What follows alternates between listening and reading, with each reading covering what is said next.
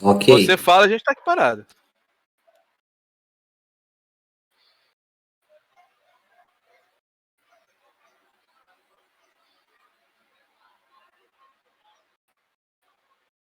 Salve, salve, pessoas! Bem-vindos, bem-vindas, bem-vindes. Todo mundo aqui é bem-vindo. Eu sou o Jaime Daniel. Alguns me conhecem como Metagamer, outros me conhecem com outras coisas, mas eu prefiro ficar só com essa denominação mesmo, tá? E esta aqui são as técnicas secretas. Por que técnicas secretas, você vai me perguntar? Então vamos lá, vamos brincar um pouco. Primeiro, deixa eu me apresentar direito. Eu sou o Jaime Daniel, eu demonstro jogos RPG, sou um divulgador tanto de RPG como de board game, e sou conhecido por algumas atividades que já fiz no passado.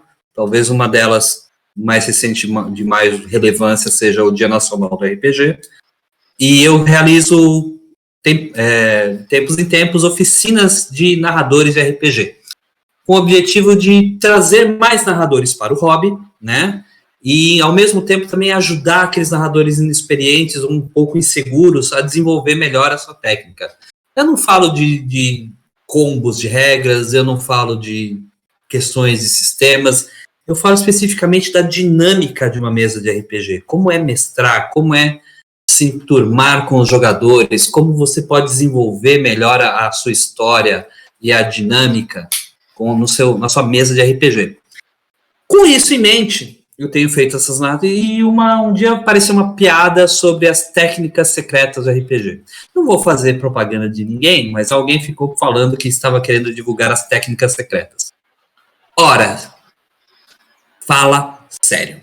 Técnicas secretas. Quando você vende a ideia de técnicas secretas, você está vendendo uma coisa que assim parece que é uma coisa absurdamente oculta, hermética, distante, inacessível, como as milenares artes marciais ou qualquer coisa do gênero e tal. E RPG não é nada disso. RPG é um jogo que qualquer um pode jogar. Qualquer um que tenha imaginação, que tenha vontade, que queira se divertir com os amigos, podem jogar RPG. Você só precisa ter vontade. Então, se você tem técnicas secretas, parece que você está deixando aquilo mais distante, mais longe. E isso me deixou bronca desde essa época. Alguns amigos fazem piada com isso, ficam me mandando memes e coisas com técnicas secretas. E, recentemente, por causa de algumas coisas que têm acontecido, eu tenho sentido vontade de não só minhas oficinas, mas começar a trocar ideia com outros narradores e narradoras experientes que tem por aí, que também tem coisas para contar, às vezes mais até do que eu, né? Então, por que não promover essa conversa? Por que não discutir exatamente sobre esse tema? Não, eu não quero discutir qual que é a nova versão da D&D, eu não quero discutir organizar um sistema. Não, para com isso. Vamos falar sobre RPG. Vamos falar sobre como é criar uma aventura legal, como que é casos que podem acontecer. E para isso, se são técnicas secretas, vocês vão acreditar só em mim? Não, vocês vão acreditar em outros mestres. Tão bons ou até melhores do que eu. E por isso eu para esta primeira edição, já caprichei, trouxe gente para lá de boa. Então, os meus amigos Alessandro Franzen e Olá. Carlos Chimu, que vão aqui participar com a gente e vamos falar das técnicas secretas. Senhores, obrigado por terem vindo aqui. Como eu estava falando antes da gente entrar aqui, acho que é a primeira vez virtual, presencialmente, que nós três estamos juntos na mesma atividade, e é uma coisa que eu confesso que faz tempo que eu estava com vontade. Então, verdade. Foi tudo planejado. As estrelas estão alinhadas, por assim dizer. Aí eu vou pedir para que vocês se apresentem assim, para vocês mostrarem. Eu sei que pouca gente aí que deve ter que não ouviu falar de vocês alguma coisa, mas falem de vocês, falem o que vocês mais acham relevantes, né? Eu sei que vocês têm uma estrada longa, né, no nosso cenário do RPG. Então vamos seguir a ordem alfabética aqui. Alessandro Franzen, meu querido, fala aí. Eu sabia que ele ia fazer isso comigo. Oi, gente, boa tarde, bom dia, boa noite. Em algum lugar do mundo é um bom dia, né? Então, meu nome é Alessandro Franzen. Eu atualmente eu já mestro há vários anos, né? Mais de 30 anos de RPG, por assim dizer. E, bom, não sei, ultimamente o pessoal tem visto mais meu nome por aí, porque eu estou desenvolvendo um cenário de jogo chamado Muito Abaixo do Oceano, né, que eu uso o sistema do Year Zero, O Shimu tá comigo nesse projeto também, né? E eu sou o editor da revista Non, New Order Magazine, né? Mas assim, eu não tenho muito o que contar, não. Só grandes histórias de vários tipos de convenções diferentes e problemas que a gente sempre esbarra, né, no dia a dia. Mas tranquilo. Shimu, contigo. Som! Opa! Tá mutado. Shimu tá mutado. Tô ok. Ué? Agora me escutam? Sim, manda. Beleza. Eu tava mutado aqui no Uhum. próprio Discord. Fala, galera, Shimu na área, beleza? Mais uma vez aqui, reunido com pessoas super aí relevantes, né, nesse cenário. Para quem não me conhece, meu nome é Carlos Shimu, eu sou ADM do canal Casa Velha RPG, um canal de streaming de RPG de multissistema, multiambientação. Sou produtor, revisor, produtor de conteúdo de RPG, na parte editorial também. Redator na revista Non, New Order Magazine, junto lá sob a tutela lá do Alessandro. E... Bom, resumindo, é isso, né? E um bom aí adepto do RPG, aí desde moleque, começando com D&Dzinho e passando aí por todos esses RPGs bacanas, por todos esses mundos irados que a gente gosta aí, que a gente joga, né? Primeiramente, eu gostaria de agradecer, né, o convite aí, muito obrigado. Pois é. O Jaime, por receber a gente aí nessa casa tão bacana. Já narrei aqui no Dia Nacional de RPG, sempre sou muito bem tratado aqui, então é sempre um prazer estar aqui de volta. Muito obrigado pelo espaço e pelo convite. E pela oportunidade também, né, Jaime? Que assim, faz tempo que a gente não conversa, afinal de contas. Pois é, cara. Tem a questão geográfica, né, também. Shimu é do Rio também, né? Sou do Rio, do Campo Grande. Então, o paulistano aqui que não consegue nem sair. Agora eu consegui vir pro interior um pouco, tá difícil de deslocar nesse porcaria de estado grande pra cacete. Ainda mais no meio dessa pandemia também, né? Não dá pra gente viajar, não dá pra ter evento, não dá pra ter nada. A última vez que eu vi o Jaime ao vivo foi lá na CCXP de 2019. Foi, né? Na estante da New Order, né? Pois é. E eu acho que o Shimu eu vi no acho DOF. Que foi na Bienal. Não, foi na Bienal, aquele espaçozinho do DOF, não foi? Acho que foi. Porque eu me lembro que você comentou comigo uma vez. Não, foi no DOF de São Paulo. Foi no DOF de São Paulo, acho que a última vez que eu vi. Sim, foi no DOF de São Paulo. Ele tava no stand da Galápagos lá. Isso. O Shimu tava na Galápagos aquele dia, eu lembro. Tava lá no aquário. Cara. Eu tava no stand da. A gente apelidou aquela de aquário. Eu tava por lá, mas eu não me lembro por que o Jaime não foi falar comigo. Tava no stand do tabuleiro. E foi uma coisa, porque assim, o Eric me chamou pra fazer essa atividade e era muito. Ok, não tem nada a ver com RPG, gente, vai ser rapidinho. A Ludens tinha um stand com 6, 8 mesas, né? Tudo de board game e tal. E ele falou: ó, Fulano tá com o jogo tal, vai demonstrar o jogo dele. Fulano tá com o jogo tal, vai demonstrar o jogo dele. A Ludens tem 2 jogos aqui, essas 2 pessoas vão demonstrar. Aí eu, legal, o que eu vou fazer, Eric? Você vai demonstrar esses 10 jogos da Ludens. Muito bom. Fantástico. Eu posso demonstrar um de cada vez? Tá bom, né? Bacana, eu montava o jogo, demonstrava o jogo, gostaram? Tá. É isso aí que define o metagame como paraquedista funcional, ó. Aquele evento não fiz nada de RPG, cara. Nem mal consegui sair para cumprimentar as pessoas. Quem eu cumprimentou foi só quem passou no stand. Eu tava fazendo demonstração do 7º Mar, segunda edição, para as pessoas de lá, e tava fazendo como vendedor também. Eu lembro, na New Order, tava o Carlos tava lá, o Carlos Vloé, né? Blout. Carlos Blout tava lá no Eu descobri como fala o sobrenome dele. Então como é que é? Flut. Flut? É Flut? Segundo ele é Flut. Flut? Tá. Carlos, desculpa eu ter errado seu nome, Carlos. Todo mundo erra. Ele nem liga, todo mundo. Eu chamava ele de Floé. Eu falei, Floé. Aí dava uma ziquezinha. Eu vi o olho dele fazer assim, eu falei, cara, acho que eu tô falando o nome dele errado. Acho que errei. Vira e mexe, o pessoal erra também meu sobrenome, então eu já tô cansado de ser chamado de Frozen, então tá tranquilo. Eu tava no sangue já também. Ninguém Quando merece. chamarem pra brincar na neve, aí que você tem que ficar preocupado. Aí tem que sair batido. Você quer brincar na neve aí, velho? Abraços quentinhos. Vamos lá, gente.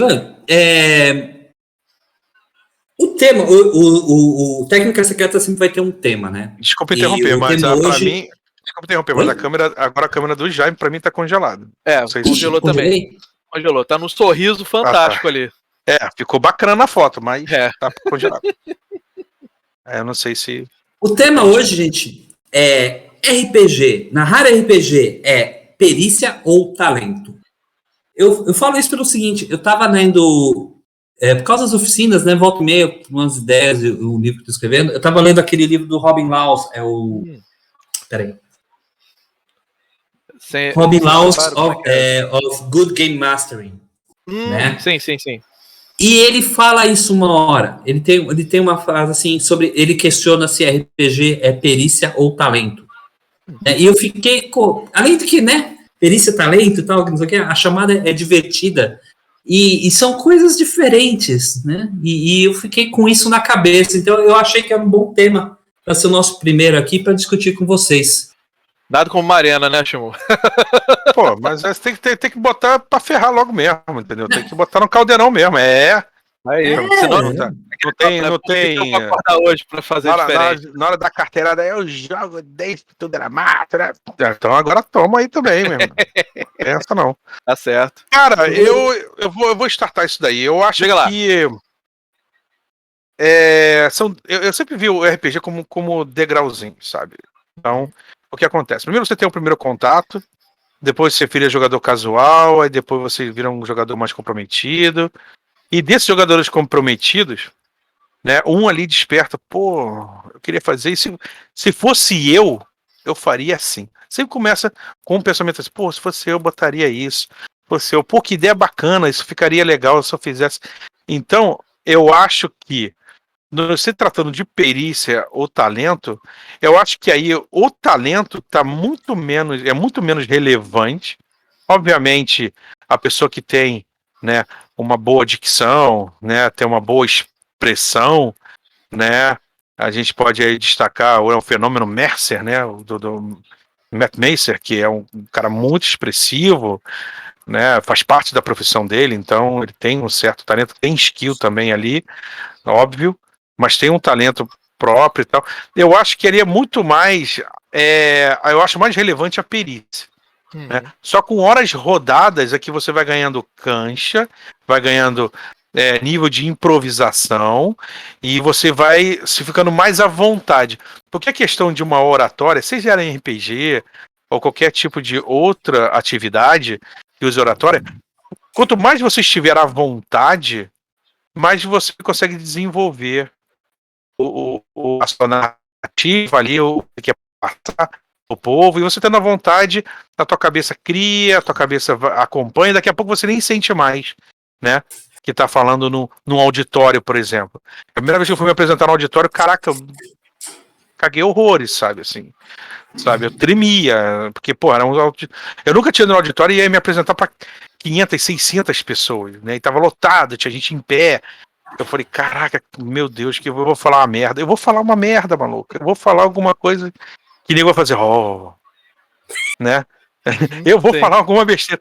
Mas não, cara, chegou lá, sabe, tinham pessoas amigas junto comigo, né, apresentando. E a gente começou a falar, comecei a ficar à vontade, me deixaram à vontade.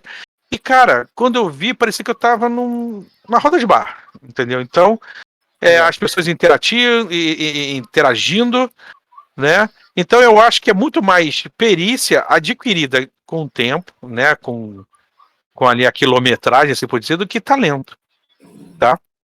Essa é a minha humilde opinião. Bom, vamos lá. Vou pegar o caminho aí que o Chimu abriu. Vamos lá. Na minha opinião é o seguinte, repetindo o que ele falou, sim, ser um RPGista hoje em dia é diferente do que era na nossa época, lá na década de 80. Hoje o pessoal está trabalhando com várias mídias diferentes, está trabalhando com a situação do vamos jogar online, colocar equipamento, vamos colocar Foundry, vamos colocar efeito e coisa e tal, etc. Então, existe a técnica, que seria, a gente pode chamar habilidade, né, ou, no caso, skill, ou o nome que for interessante, mas o sujeito tem que ter aquela habilidade de poder falar com o seu público. Afinal de contas, você está jogando com seus amigos, e muitas vezes as pessoas hoje, na versão de hoje em dia, estão jogando com outras pessoas que não estão na sua roda diária. Eles se tornam parte da roda diária depois de um tempo, óbvio. Mas o que acontece? Eu acho que tem que ter um pouco dos dois, quando o cara já é um pouco mais, já como o Chico falou, já tem quilometragem. Porque o cara acaba desenvolvendo o talento. Então o talento ele vem naturalmente com o tempo de jogo que você tiver. Porque, por exemplo, no início de tudo, vou dar um exemplo meu. Eu comecei jogando MERP, né, Middle of Roleplay e Rolemaster, lá nos idos de 88.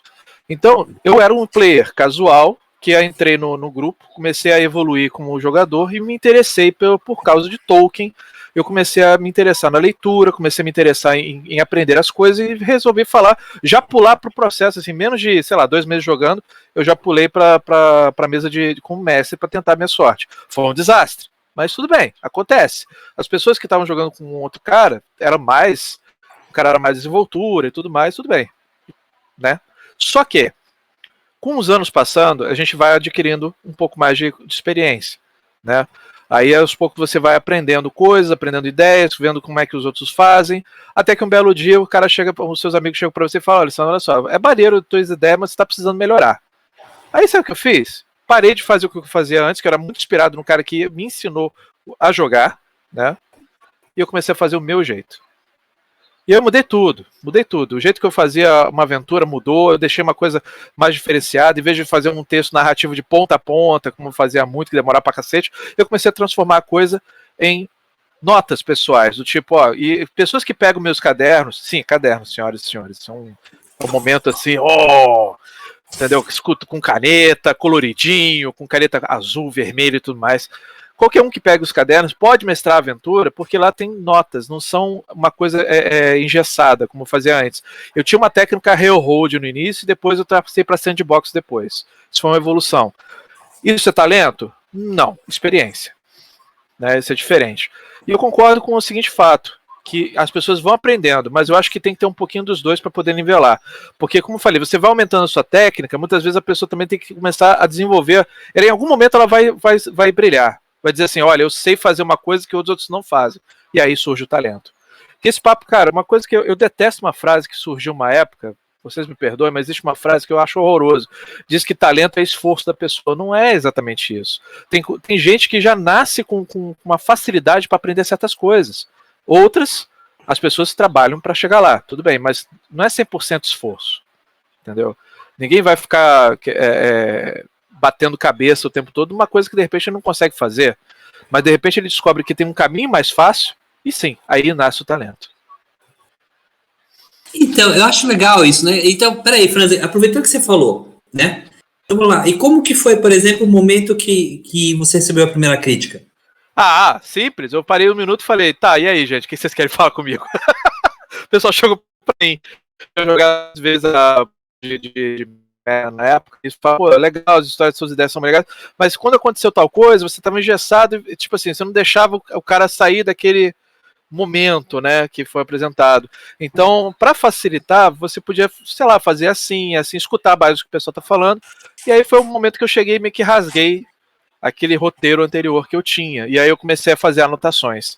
E aí, todos dali em diante, daquela época para agora, eu faço assim, eu começo a escrever um texto, eu coloco a ideia principal, o começo, o meio e o fim, e no caminho disso aí eu desenvolvo as minhas anotações. Fulano vai fazer tal coisa, eu já meio que faço uma previsão de 3 ou 4 coisas diferentes que é possível acontecer naquela narrativa. Óbvio, players são uma caixinha de surpresa, né? Então não precisa dizer muito. Pareceu aquela frase do tipo, né? Você tem uma caixinha de surpresa e você não sabe o que tem dentro. Cara, player é quase um gato de Schrödinger, pra você ter ideia. Né? Porque você acha que ele vai fazer uma coisa, ele faz outra, de repente muda do nada, assim, e tem uns caras que tem uma sacada fantástica em menos de 2 segundos que você olha pra cara dele. Aí você fala, é isso aí. Acordei hoje pra isso. Né? Tem isso, cara. Então, basicamente foi isso. Foi quando o pessoal chegou pra mim e falou, sim, eu não de repente acordei e despertei o sexto sentido, por assim dizer. Né, no mais tardar, o que eu fiz foi simplesmente assim, não existe uma técnica secreta nisso. Seus amigos estão lá para te ajudar, eles vão te dar uma dica, vão falar assim, olha, caramba, Mentira, você poderia ser tem melhor. técnica secreta, não. O nome do programa é Técnica Secreta, meu amigo. Mas a técnica secreta é secreta e você não pode falar da técnica secreta? Não. É a primeira regra, a técnica secreta não se fala. Isso aí. Exatamente, não é secreta. Então por isso que a gente não fala da técnica secreta. Porque Mas o que eu falo, gente, você tem os amigos, cara. Os amigos da sua mesa, principalmente a sua mesa de jogo tradicional, né, que você mais joga, eles vão falar pra você o que eles estão achando. Tanto é que uma coisa que eu canso de fazer nas minhas mesas é terminei a aventura, eu paro o que eu tô fazendo, falo com os caras, e aí? Opinião de você, qual o melhor momento, o pior momento que vocês querem falar, entendeu? Eu pego um feedback deles imediato, porque isso pode me ajudar a fazer coisas interessantes depois. Sim, claro, obviamente eu anoto tudo que eles posso usar contra eles depois, óbvio, fato. Mas é parte do jogo, entendeu? O chumbo trocado, né? Sim, exatamente. Mas eu acho bom as pessoas pararem um minuto e sempre parar assim, não, porque o mestre tem a última palavra. Não, cara, gente, tem que entender que o jogo tem que ser uma coisa colaborativa realmente, porque o role-playing game é um jogo social, não um jogo do eu sozinho, entendeu? Isso é o que tem que lembrar, na minha opinião. Eu concordo plenamente com vocês. Ô, Chico, e vem cá, eu sei que no Casa... Eu não assisti no Casa Velho, desculpa, vamos falar a verdade. Tranquilo. Se for, começa pelo selo Shimusa para baixinhos, você vai gostar. Beleza. Concordo. E assim, é sempre você que narra? Não, eu, Diego, e tem as meninas também, as moderadoras, que é a Carol e a Mai, e às vezes tem os convidados também, a gente vai rodando. O Alessandro já narrou lá. E aí, como que é quando essa troca dos narradores? Qual foi a dinâmica? Tudo bem que vocês são toda gente experiente e tal, que não sei o quê, mas como rolam, por exemplo, os comentários, as opiniões, o bastidores, né? Cara, eu assim, você tá falando o quê? Do chat, né? Do pessoal que assiste, é isso? Não, na verdade, entre vocês. Porque vocês cara, todos são narradores de certo ponto também. Até, né? Entre a gente é normal, cara. Até gosto, porque, por exemplo, as meninas, elas são enveredadas nos sistemas indies, cara. Elas têm sistema que eu nunca ouvi falar na minha vida. Dragonzitos. Dragonzitos eu já ouvi falar, meu irmão. Eu quero ver o sistema lá no qual você joga com espermatozoide, meu amigo. E a missão é chegar até o óvulo. Tem RPG disso? Tem. E as meninas sabem lá, cara, elas estão no submundo. Sabe aquela imagem, aquele meme da internet que tem o iceberg pra cima, pequenininho, e o Deep Web, o iceberg pra baixo? Tem ali o Indie RPG, que elas têm sistema pra tudo, cara. É impressionante, assim, eu às vezes bato um papo com elas, e, cara, elas sacam tudo disso, são mó fera. E, pô, eu sempre assisto os jogos delas justamente pra me oxigenar, eu tô em eterno aprendizado, cara. Eu jogo tem um tempo, eu narro tem um tempo, mas, cara, nunca me senti à vontade de sentar aqui. Não, tá bom, agora já sei tudo. Jamais. Que se foda o mundo que eu não me chamo Raimundo. Não, nunca.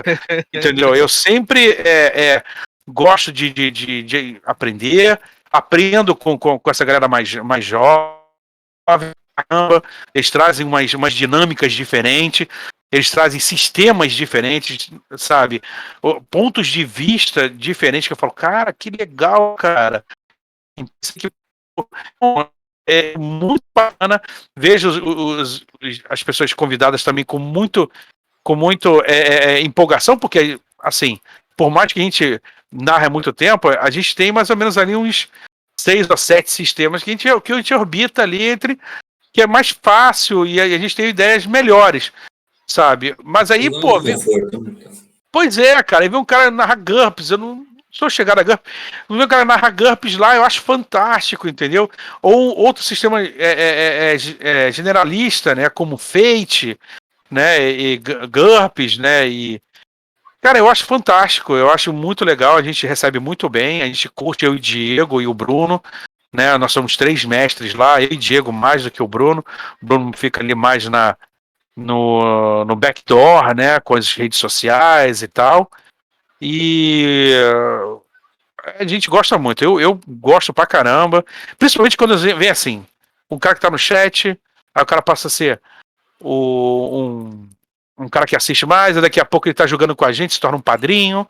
Aí do padrinho ele, pô, posso narrar uma parada? Entendeu? O gostoso de despertar o interesse na pessoa. Isso é muito legal. Você vai acompanhando a curva ali, você vai acompanhando o interesse do cara, ele sentindo a vontade de ficar empolgado com os jogos, daqui a pouco tá narrando.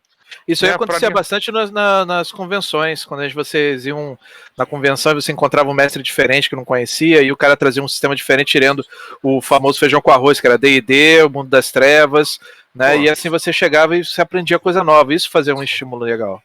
E hoje em dia, graças à internet, que nem você está falando, Shimon, isso é uma coisa que ampliou muito, né, a possibilidade das pessoas poderem jogar. Pois é, né? Porque eu me lembro dos internacionais de São Paulo que tinha um predomínio absurdo, né? Na época chamada da Trindade, né? Do GURPS, D&D e o Mundo das Trevas, e aí os sistemas mais, não vou dizer independentes, que alguns eram de editoras realmente, tal, mas menos conhecidos, né? Na verdade, a gente tem que separar a situação que era os jogos que era Dungeons and Dragons e os jogos traduzidos. Seria o melhor. Era mais ou menos isso. Inclusive, teve uma das últimas, antes de fazer aquela coisa lá de de se juntar com o evento de anime lá, esqueci agora qual que é, que o Internacional foi para dentro desse evento de anime lá. Nossa, tava na ponta da língua também. Era Anime Friends, né? Anime Friends, isso. Anime Friends, correto. Num dos últimos internacionais, antes de partir para o Anime Friends e tal, a gente fez uma proposta e eles, chamado Área 51.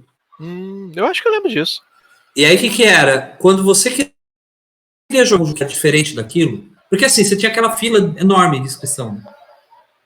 Aí a gente propôs assim, aqui a gente quer uma área de inscrição separada das outras, que vai ser só de jogos que não são daqueles da casa, da Devir. Legal. Então, a gente fez o torneio tentacular lá com o LP Peguiel, né? A gente foi trazendo esses temas diferentes exatamente para propiciar que as pessoas conhecessem outros sistemas, né? Porque o importante desses sistemas diferentes é que mostra formas diferentes também de você contar uma história. Porque o sistema de RPG, quando ele é criado, ele meio que formata uma forma de apresentação de uma história. Você pode dizer uma mentalidade do criador em cima do produto? Inclusive a ideia do autor, né? A ideia do autor do RPG. Você está fazendo o seu jogo, sim, obviamente você vai apresentar a sua ideia de RPG. E o seu cenário, o sistema vai refletir basicamente essa sua ideia. Então, quando você começa a ir atrás de outros sistemas diferentes, isso traz ideias e formas de narrar, inclusive atrelado com as mecânicas, que inovam, que somam, né? Como o Shimu está falando, quer dizer, que ele vai ganhando experiência, né? Vai ganhando sua XP, sim, com essas novas coisas, e vai incorporando tudo aquilo que ele acha bacana, que ele acha legal, que ele vai colocar na forma de narrar, né? No estilo próprio dele, que ele vai usar ou naquele momento ou em outros momentos, né? Porque a gente às vezes narra coisas diferentes, né? A ocasião, a mesa, o momento dita também um pouco de como você vai narrar cada coisa, né? E isso tudo acaba fazendo parte do aprendizado, né? Realmente. Eu acho muito bacana. Você ia dizer? Desculpa.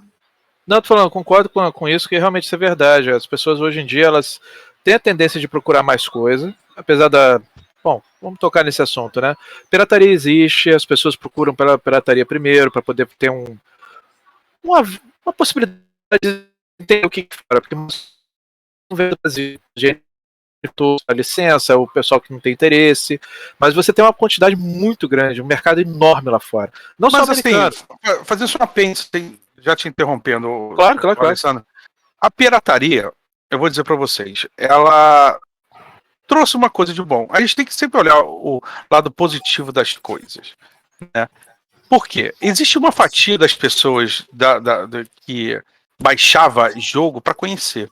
Sim, obviamente outras pessoas baixavam para ter e barará, mas uma pequena parcela dessas pessoas baixavam para conhecer antes de comprar. RPG sempre foi um investimento caro pra gente, para nós brasileiros. Sim. Sempre foi. Hoje em dia é mais, antigamente era muito mais, e teve ali no 90 era menos um pouco, mas ainda assim era caro, tá? Então, o dólar virou Leonardo da Vinci. Pois é. Então o que acontece? Isso forçou as empresas. Hoje em dia é muito comum você ter um RPG, quando ele é lançado, ele tem um fast play. Concordo. Ele tem né, um deguste ali para você jogar. A maioria deles tem. Por quê? Para atender justamente essa pessoa que quer experimentar primeiro, para ver se vai é bom, investir nisso. e agora sim eu vou investir nisso daí. Então, Concordo. e que despertou esse interesse, eu estava até batendo papo sobre isso, por isso que eu te interrompi, desculpa. Não, tranquilo. Eu tava batendo Interrompi papo Jutsu, é uma das técnicas secretas. Não fala sobre técnicas secretas. Primeira regra, já falei. Então eu tava batendo papo sobre isso, e eu me atentei agora quando você apontou. Trouxe isso de bom. Que foi exatamente a pirataria. Obviamente isso não vai resolver o problema da pirataria, eu não tô nem me iludindo a esse ponto. Mas eu tô falando que essas pessoas que têm a boa vontade, né? Ali de, vou baixar o jogo para dar uma. Agora pode ter acesso a um gameplay, um fast play, né? Que todos agora fazem antes, né? Para ver se apoia ou não, ou compra ou não o jogo. O negócio só, Shimo, que assim, é legal nessa parte, concordo. Só que a gente tem que lembrar do pessoal do clã do almoço grátis, né? Infelizmente temos que lembrar que eles existem. Mas é a grande maioria. Eu não tô nem falando assim, pirataria vale a pena, não é nem isso. Não, eu tô falando, trouxe para isso. Existem externalidades negativas e positivas em qualquer coisa. Não, essa assim, é uma externalidade positiva, e eu acho que é a única. Pode-se dizer que é isso mesmo. Não, outra externalidade positiva que eu posso dizer é que é a inclusão. Muita gente também foi incluída no RPG por causa disso também. Mas o cerne da questão não é bom, eu sei que não é, não estou pregando ninguém tá aqui pregando pirataria isso, nunca, só estou dizendo... Não, a gente tá reconhecendo que ele existe. É uma live, ninguém tá estimulando. Exatamente, ninguém está estimulando, isso. Só apontando que trouxe alguma coisa de bom, que sempre, se você procurar, tem alguma coisa de bom, né? Não, concordo, porque o que acontece? O pessoal do clã do almoço grátis tem uma tendência de achar que o RPG tem que ser gratuito 100%. Isso não existe. Porque você tem que pagar licenças, você tem que pagar artistas, você tem que pagar o próprio tempo seu como criador, entendeu? Então, quando uma pessoa, por exemplo, você pega uma empresa grande, tipo a Wizards of the Coast, né? Hoje em dia, antes era a TCR, né? Agora Wizards of the Coast, você pega, vou piratear o material. Vocês notam que eles não vendem PDF do Dungeons and Dragons, né? Não de uma forma que vocês conhecem, mas pelo drive-thru você consegue encontrar material oficial que a Wizard oferece para você adquiri-los por uma quantidade muito pequena de dólares para você poder pegar e continuar lendo, sem ser pirataria.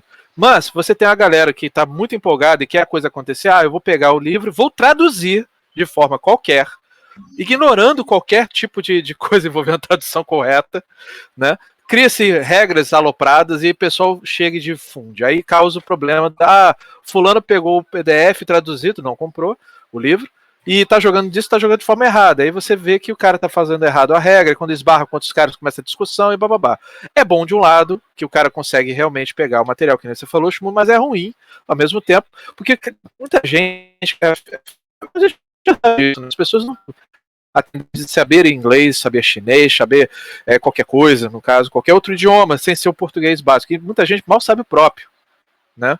Então, essa tendência de querer muito um jogo que fosse de anime. O cara pega o que ele conhece, tanto é que eu vi coisas alopradas, pegaram Dungeons and Dragons, construir mecânicas quebradas nele para poder o pessoal jogar anime nesse negócio. Apesar que existe o sistema para isso lá fora, né? Big Eyes Small Mouth, quarta edição, lá fora é considerado um dos melhores nesse negócio. Aí você tem o anime 5E, que foi lançado para a própria empresa que criou Big Eyes Small Mouth para poder corroborar com a galera que pega o AD&D e quebra ele de qualquer jeito, mas agora fazendo de correta. Mas esses aí não é o caso. O caso que tem que lembrar é o seguinte: você tem uma parcela enorme de gente que não tem acesso à questão da educação, em questão de você pegar línguas estrangeiras. Então, com isso, você tem o cara que tende a achar, vou pegar o RPG, mas se tem, pega e traduz de qualquer jeito, para o cara poder usar. Mas, ao mesmo tempo, é ruim, porque a pessoa está divulgando material que está errado, né, e pode causar uma imagem negativa do produto em si. Quando a empresa traz para o Brasil a coisa, tipo aconteceu com a Galápagos, você tem cópias piratas, mal traduzidas no mercado, o pessoal joga de qualquer jeito e a galera não quer comprar o produto. Gente, clã do almoço grátis não entende que as pessoas precisam comer, precisam pagar suas contas. Então, mas é uma empresa grande, não importa, cara. No momento que você não está participando do mercado, né, você não está ajudando a fazer com que o RPG se torne mais barato. Tá? Vou falar a questão do mercado nacional nisso. Tá? Isso eu sei que não é o tema de hoje, talvez seja até um tema interessante a gente abordar depois, né, Jaime? Sobre o mercado nacional, mas o pessoal do mercado nacional, eles ainda têm esse problema. Quando rola pirataria com gente do mercado nacional, é um desastre. Porque você não está estimulando ninguém. Tu está causando um problema. As pessoas não ganham dinheiro para poder continuar o trabalho delas. E no final, desistem. Basicamente é isso. E aí, como eu falei, o clã do almoço grátis tem que começar a colocar um pouco de consciência. E quando, assim, tudo bem, querem fazer isso com material lá fora, porque são empresas gigantescas, que têm milhões de dólares desenvolvidos, ok. Beleza, mas vocês não estão ajudando fazendo isso. E agora, piorando ainda, se vocês estão fazendo com o pessoal aqui de dentro. Essa foi a minha opinião opcional sobre isso. Ainda tem um lance de que os que traduzem, né? Uns traduzem em função da comunidade, outros traduzem por questão de ego. Né? Correto. E ficam criticando quando às vezes sai, né, algo aqui localizado brasileiro, considerado oficial no Brasil. Entendeu? Gente, errata em livro e erros tem qualquer livro, entendeu? Qualquer parada, sabe? Mas quando entra a parada de ego, aí a questão fica um outro nível, uma outra praia que vale só um programa pra gente de repente abordar esse assunto, porque é muito deep, sacou? E quando você fala em mercado nacional de RPG é complexo mesmo. É um assunto difícil. É complexo. Seria interessante um programa só sobre isso, no caso. Exato. Como a gente tá mais ligado, mais focado na parte de narração, né? Tal. Só uma coisa que eu ia falar, eu gosto muito da ideia dos fast plays, porque além de ele permitir, porque tem um fenômeno engraçado, né? Em relação ao mercado. Já aconteceu comigo não só com RPG, como board game também. Mas, por exemplo, a pessoa compra muita coisa por impulso. E quando ela percebe que o jogo não é para ela, algumas pessoas têm o bom senso de falar, ok, errei e tal, não sei o quê. Mas algumas pessoas atribuem o defeito ao produto. Correto. E isso aí tem uma explicação na publicidade, cara. Essa é a mentalidade humana, em geral, tá? A publicidade faz o seguinte, eu vou fazer uma pergunta bem prática, vocês respondam para mim assim que vocês puderem. Quando tem uma coisa boa que acontece com você, você fala para quantas pessoas? Sejam sinceros. Eu sei o que você está falando. 3. Eu falo para alguns amigos mais próximos. Quando você fala que uma coisa ruim acontece contigo, você fala para o mundo inteiro. Então é isso. Isso na publicidade é batata, entendeu? Então isso é normal.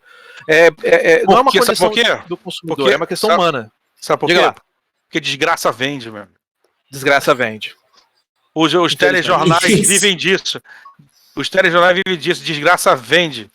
Então, por isso que nós estamos muito mais acostumados a difundir notícias ruins do que boas. Porque é mais por isso fácil que falar disso. É por isso que eu só vejo telejornais a cada 3 dias. Porque se eu visse todo dia, ia ter vontade de cortar os pulsos. Entendeu? Porque é só notícia ruim, você vê que é só notícia ruim. Sim. Sabe? Aí, às vezes, só numa notinha de rodapé de 10 segundos, eu ter achado a marca dele ter devido, ou um cachorro que foi resgatado. E tome notícia ruim de novo depois. É acidente, é política, é economia. Sim. Mas deixa eu voltar pro Fast Play. Vamos voltar. Vamos lá. Voltar pro mundo RPG. O Fast Play é bom também, porque, então, quer dizer, ele propicia uma chance, ok, é uma chance, você minimiza a possibilidade da pessoa comprar sem saber. Então ela tem uma chance de experimentar, de fazer o test drive. Mesmo que esse jogo não seja bom para mim, que pode ser, né? Tem jogos, você tem seu gosto pessoal e isso tem tanto valor quanto qualquer outra coisa. Tem jogos que eu vejo que são muito bons, mas não caem no meu gosto pessoal. Eu não tenho problema nenhum em diferenciar uma coisa da outra. Mas mesmo isso, ele enriquece, né? Minha quantidade de conhecimento. A palavra fugiu agora. Tranquilo. Né? E aí faz, inclusive, o que o Shimu falou, quer dizer, você vai pegando essas coisas, vai incorporando ao seu conhecimento, né? Tudo aquilo que você vai fazendo para desenvolver o seu novo, inclusive o seu novo sistema, o seu novo livro, o seu novo cenário, né? Uhum. Porque a gente vai incorporando. Como é com vocês a experiência com os jogadores? Então, as mesas de vocês, os jogadores, comigo acontece muito, né? No meio, nos intervalos entre sessões, as pessoas comentarem. Eu tinha um cara que ele me ligava, às vezes de madrugada, e para falar, cara, o que aconteceu com o meu personagem e tal, não sei o quê. Eu dormi mais de uma vez com ele no telefone. Eu falo assim, a minha esposa já chegou a me acordar, que eu tava, não. Assim, sim, eu concordo com você. Não, mas você acha que eu devia morrer? Não foi isso que eu quis dizer. Mas assim, o quanto isso interfere, atrapalha ou beneficia vocês nas suas mestragens? Beneficia sempre. Na aquisição de skill aí. Vamos lá. No meu caso, deixa eu começar dessa vez. No meu caso, eu acho que beneficia muito, porque isso acontece o seguinte, a gente faz, por exemplo, vou dar um exemplo de uma campanha que a gente jogou bastante tempo. Foi uma campanha de um sistema indie, né, que é chamado Hidden Invasion. É um sistema de conspiração. A gente jogou por 3 anos seguidos. E foi uma coisa que era todo final de semana. O pessoal se amarrou na ideia do negócio. Eu gosto muito de jogos de conspiração. E aí o pessoal gostou muito do jogo, jogou pra caramba. E toda vez que entre um final de semana e outro, a gente conversava. Quando digamos assim, o período no tempo, a gente não tinha essa internet toda bombando, por assim dizer, né? Mas a gente conversava bastante, o pessoal se reunia, falando, aconteceu tal coisa, acho que vai ser maneiro. Toda vez que a gente se esbarrava, a gente contava e conversava e trocava ideias sobre o jogo também, né? Eu acho que isso é muito legal, porque eu sentia que é o seguinte, o jogo que a gente estava montando, não somente eu escrevendo, né? Porque era, como eu te falei, a técnica de você montar uma campanha é bem diferente de você fazer um one shot. Aí você pegando as informações dos jogadores, a gente coloca no papel, absorve. Eu acho muito legal isso. Assim, eu nunca encontrei, pelo menos nas minhas mesas, jogador que chegasse para mim e falasse, eu acho que não acho legal isso, você está fazendo errado. Não, assim, apesar da pessoa, assim, eu já tive gente na minha mesa que não curtiu o cenário do jogo, mas estava gostando de jogar porque estava conosco, como um grupo de amigos, né? Isso já aconteceu antes. Tales of Jedi, por exemplo. Tales of Jedi, Star Wars, eu mestrei demais até, é um dos meus cenários favoritos. 4.000 anos antes de Guerra nas Estrelas, e o meu pessoal, quando joga, a gente começou a usar muito o Facebook para poder fazer um grupo separado. Eu sempre, entre os jogos, eu fazia o papel da GNN, né, o Galaxy Network de notícias. E aí a gente passava, assim, entre o final de um episódio e o início do outro, colocava informações e ia jogando, alimentando, né, o noticiário para os pessoal, quando chegar na próxima sessão, começar a ter coisa para conversar. E sempre tinha alguém fazendo comentários no negócio. Então eu acho benefício. Entendeu? Eu nunca vi como ruim, não. E isso ajudava muito na campanha como um todo, como narrativa, né, também. Porque quando a gente chegava na mesa, os caras já estavam preparados para discutir certos assuntos que viram. Cara, tu viu a última notícia que apareceu? Que absurdo! Fulano de tal fez isso. Entendeu? Então isso é legal, que você não perde tempo, né? Como mestre, na hora de você tentar colocar mais informação numa coisa que você podia ter feito antes. Então, entre a conversa da gente no Facebook, ficar registrada. Qualquer coisa, o cara vai lá atrás e vê. Aí, quando aconteceu, como eu falei, Tales of Jedi, no período que a gente estava jogando, entrou na Guerra Mandaloriana. Então, sempre eu estava seguindo a narrativa oficial do jogo. E eu estava apresentando para os jogadores que alguns não conheciam detalhes dessa trama. E, claro, coloquei, obviamente, meu salzinho aí na hora. Os jogadores viam personagens, eles conheciam, jogadores, a gente via jogadores falando, comentando sobre esses personagens, e quando eles esbarravam com os caras, eles tinham toda uma bagagem interessante para poder discutir na hora, sem precisar ter uma perda de tempo prévia, né, de você explicar certas coisas, ou o cara, olha só, fulano de tal é assim, mas isso foi uma coisa que, quando todo mundo está engajado, funciona muito bem. Bom, se tratando aí de agregar conhecimento, né, de outros livros, de outros sistemas, para você se isso é positivo ou não, eu acho altamente positivo, porque isso, por exemplo, para mim, né, vou dar um exemplo atual. Lá atrás é outra história, são mesas presenciais, a gente está falando hoje de uma coisa mais globalizada, né? Então hoje, para, por exemplo, fazer o quadro lá no estilo Só para Baixinhos, que eu adapto desenhos dos anos 80, 90, e filmes dessa época e games, eu ter uma noção de vários sistemas de RPG me dá a possibilidade de eu ter um sistema mais que encaixe melhor para aquele tipo de ambientação. Né? Eu tava falando isso com a minha esposa hoje, né? Todo o sistema dá para ser adaptado. O que a gente tava vendo era o trailer do Matrix novo, né? Aí eu falei, porra, nunca lançaram um RPG do Matrix oficialzão mesmo, não sei o que. Não, nunca foi. Porra, não sei o que, tarará. Aí ela, pô, que não faz, não sei o que. Eu falei, cara, às vezes você tem que encontrar o sistema ali mais encaixado. Qualquer coisa, qualquer ambientação, você pode encaixar em D&D quinta edição, D20, tá? Mas de repente aquilo que você pensou, se for feito em outro, no sistema da Free League, por exemplo, ele já tem umas ferramentas que vai te deixar mais fácil. No D&D, não é que no D&D não dê pra fazer, vai dar, mas vai te dar uma curva de trabalho absurda, você vai ter que quebrar o sistema em 1000 partes, enquanto aquele outro sistema já tá ali, muitas das mecânicas já feitas. Então, para você adaptar uma ambientação, é melhor aquele tipo de sistema. E outra coisa que eu vejo positiva também é que às vezes você pode pegar parte da mecânica de um RPG e encaixa muito bem em outro. Né? Você pode adaptar uma mecânica de um RPG em outro. Por exemplo, aí eu vou falar lá de trás, na época do AD&D, antes daqueles livros de Skills and Powers, Combate and Tactics, aquelas coisas todas. A gente pegamos aí 2, 3 tabelas de crítico do Holy Master e adaptamos pro D&D. Quem sentia falta de um crítico no AD&D. Entendeu? Pô, mas caraca, tirei 20 no dado. Caraca, eu só acerto sempre. E hoje em dia, assim? Um comentário rapidinho, fazer um interruptor Jutsu.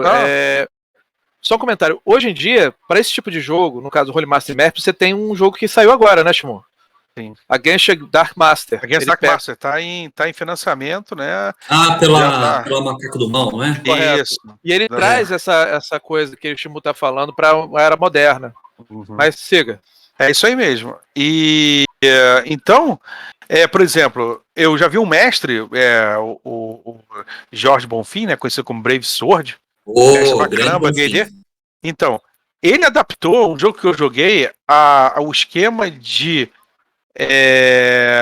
exploração do Forbidden Lands no D&D, quando a gente jogou o Rime of the Frost Maiden. Legal. Né? Que era na vastidão, né, do norte de Faeron, que é uma tundra, né, sem fim, tem muito lugar para você explorar ali. Então ele usou técnicas do Forbidden, né, de exploração, os hexágonos certinho, aquelas paradas. Pô, ficou sensacional, cara. O pessoal pediu pra... Pô, como é que você fez? Eu fui um deles. Então, eu acho que algumas mecânicas de um RPG pode se adaptar em outro. E você conhecendo mais... Você pode perceber mais interseções dessas, entendeu? Entre RPGs. Concordo. Principalmente porque é o seguinte, muitas vezes você pega assim, mas o sistema é narrativista versus mecanicista versus simulacionista.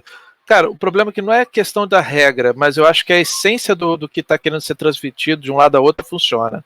Você está falando, o negócio das tabelas de crítico. O Dungeons and Dragons, originalmente, não tem crítico.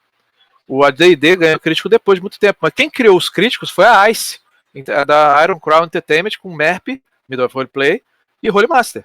Depois virou Space Master também, que tem também a mesma coisa. Só que na época, eles sentiram vontade de ter isso aí, então lançaram Skill Powers e outros mais que vieram depois.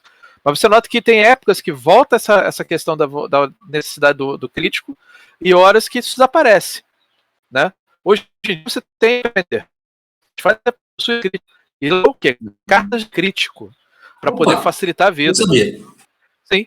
As cartas elas são feitas para isso. Você tem o crítico do jogo, ok. Mas o crítico do jogo é mais dano. Só que nas cartas de crítico, inclusive, crítico positivo e falha crítica também. Então você saca a carta e você tem lá o descritivo, o que acontece. É porque o sistema pede mais. O Pathfinder ele é um bom exemplo de como você pegar um sistema que você curte e você adaptar várias coisas, entendeu? Sim. Suas. O Pathfinder é praticamente isso. O Pathfinder é um D20, galera. Pode não parecer, mas é um D20. É um D20, sim. É porque ele é um D20. É o irmão do D&D. Então ele era o 375 na primeira edição, porque já tinha o 3,5. E depois evoluiu o Pathfinder 2, que já tem mais mudança. O crítico lá, no Pathfinder 2, hoje em dia, ele é mais necessário. Acho que é por isso que o porquê das cartas. Porque você tem crítico de duas formas. Ou com o 20 natural, e aquele 20 natural, somado aos seus bônus, você acertaria a criatura. Sim. Né? Ou 10 acima do AC da criatura. Então, por exemplo, a criatura tem 18 de AC. Se você tirar no seu rolamento 28 ou mais, é um crítico. Não interessa se foi 20 no dado ou se não foi. E sim, gente, você pode tirar 28 ou mais, porque os bônus do jogo, o sistema são faz um escalonamento. Isso, faz você seguir tranquilamente. Exatamente. E, ao mesmo tempo, o 20 natural, ele é um possível crítico também. Porque, mesmo se você tire 20 natural no dado e no somatório você não atingir o AC da criatura, ele somente é um acerto normal. Um acerto bem feito, só. O Pathfinder tem várias complexidades, é um livro robusto, é um sistema robusto, e pede por crítico, né? Então, é isso. E o crítico também ajuda bastante, principalmente na questão narrativa. Por exemplo, vamos dar um exemplo prático disso. Na época que você jogava Dungeons and Dragons, primeira edição e Advanced Dungeons and Dragons, antes da ICE entrar no mercado, as pessoas brincavam do tipo, eu ataco. Ah, bateu. Aí o cara pensa, não, porque o cara faz isso, e bateu, você tirou 3 pontos de vida do cara. Tá, beleza, 3 pontos de vida de um mago é literalmente deslacerar o sujeito, mas 3 vidas de um ponto de um guerreiro não é quase nada. Entendeu? Então, essa necessidade de você falar, narrar a coisa quando o cara acerta, não, porque eu consegui um puta de um dano aloprado. Isso as pessoas precisam. Então vem a parte da narrativa da coisa. E aí a ICE entrou no mercado com essa ideia dos críticos mais escritos. Claro que aí o pessoal meio que coloca num quadrado. Ah, não, mas o que tá escrito é o que vale. O cara, eu vou dar um golpe na cara do sujeito, rola o dado, lá do texto diz que acertou o pé. Não, não é isso. Porque você tem que interpretar que aquele canto ali é uma sugestão para quando acontecer a coisa. Entendeu? Mas outra coisa, lembrando, as pessoas não ficam paradas, olhando para a cara do outro, dando tapa. Eu gostaria de observar que vocês puderem ver esse tipo de coisa acontecendo num vídeo crítico que tem, que o pessoal da Viva La Dirt League fez, tá? Que é um excelente grupo de comédia. Adoro aquele pessoal. E eles começaram a fazer D&D Logic. D&D Logic. É uma zoeira com todas as coisas que o pessoal comenta no D&D. E o segundo vídeo deles nada mais é do que por que nós estamos, nesse momento, tomando turnos. Né? Fantástico a crítica deles no negócio, né? Mas é um exemplo, entendeu, gente? É como o Chimo falou, a necessidade das pessoas do momento heróico, né? Daquele momento, não, eu consegui, fiz e aconteci. O pessoal, cara, tem jogo que não tem crítico, o pessoal fala, por exemplo, nos jogos de Star Wars, D6, a gente tinha no grupo da gente, quando a gente jogava na época da Western Games, a gente tinha uns limiares, por exemplo, você conseguiu quanto? Qual o maior número aloprado que você conseguiu na abertura do soldado? Só um apêndice, sim. Ninguém tá dizendo aqui que jogar com crítico é o jeito certo de jogar. Isso. Tá? Se você quiser jogar, eu acerto, eu bati, errei, agora é você, bate, acertei, e tá funcionando pra você, ótimo. Isso. Tá, sabe? Ou não ponha na sua cabeça que o que é mais complexo é o melhor, é o mais adulto, é o mais não sei o quê. Porra nenhuma, tá? Não existe isso. Então, não tem jeito certo de jogar neste sentido, não existe jeito certo de jogar, tá? Então, só para deixar esse apêndice aí pro... Né? Isso tem cheiro de técnica secreta. Nossa. Não, as técnicas já estão ficando secretas. A primeira lei está sendo falada direto. É verdade. Mas é isso, gente. Essa necessidade das pessoas poderem mostrar que você faz um jogo, você quer ter uma emoção, você passa a sua emoção para o jogo, querendo ou não. Quando o narrador faz uma cena, descreve uma cena que passa essa emoção aos seus jogadores, isso acontece, aí o cara mostra um pouco da perícia que ele adquiriu vários anos, que é o que ele acha interessante, o que ele fala. Muitas vezes as pessoas acham que, por exemplo, já vi críticas disso, tá? Tem gente que não gosta de narradores que fazem muitos detalhes em cena. Tem gente que gosta de narradores, que o Chimo falou, que é do tipo, você tá ali na frente, o cara apareceu, olha só, é um orc. Beleza, o que você faz? Entendeu? E tem gente, não, porque você está vendo um cara, sai de trás de um negócio, Então é aquele negócio. Muita gente fala que o narrador tolkiano, né? Eu particularmente não acho problema nenhum. Eu adoro o Tolkien. Tá? Vamos deixar esse papo pra lá. É só você falar. Porque assim, as pessoas que narram com muitos detalhes e versus pessoas que narram do tipo eu ataco. Entendeu? Não há um método correto. Mas vamos seguir o barco que é melhor. Entendeu? Então, mas a ideia de você chegar e narrar de um jeito que os seus jogadores tenham aquela emoção na mesa, isso faz diferença também. Né? Porque você traz eles para dentro da imersão do jogo, que é uma coisa que eu acho que é uma coisa muito importante e necessária para você jogar um RPG divertido. Causar imersão. Entendeu? Isso é muito difícil, obviamente, porque na cabeça de cada um, quando você fala assim, eu tenho uma caverna, te garanto que eu acabei de falar agora, cada um de vocês imaginou uma caverna diferente. Entendeu? Isso é natural. E quando você tem que começar o narrador, você tem que apresentar os elementos ou simplesmente você colocar uma imagem.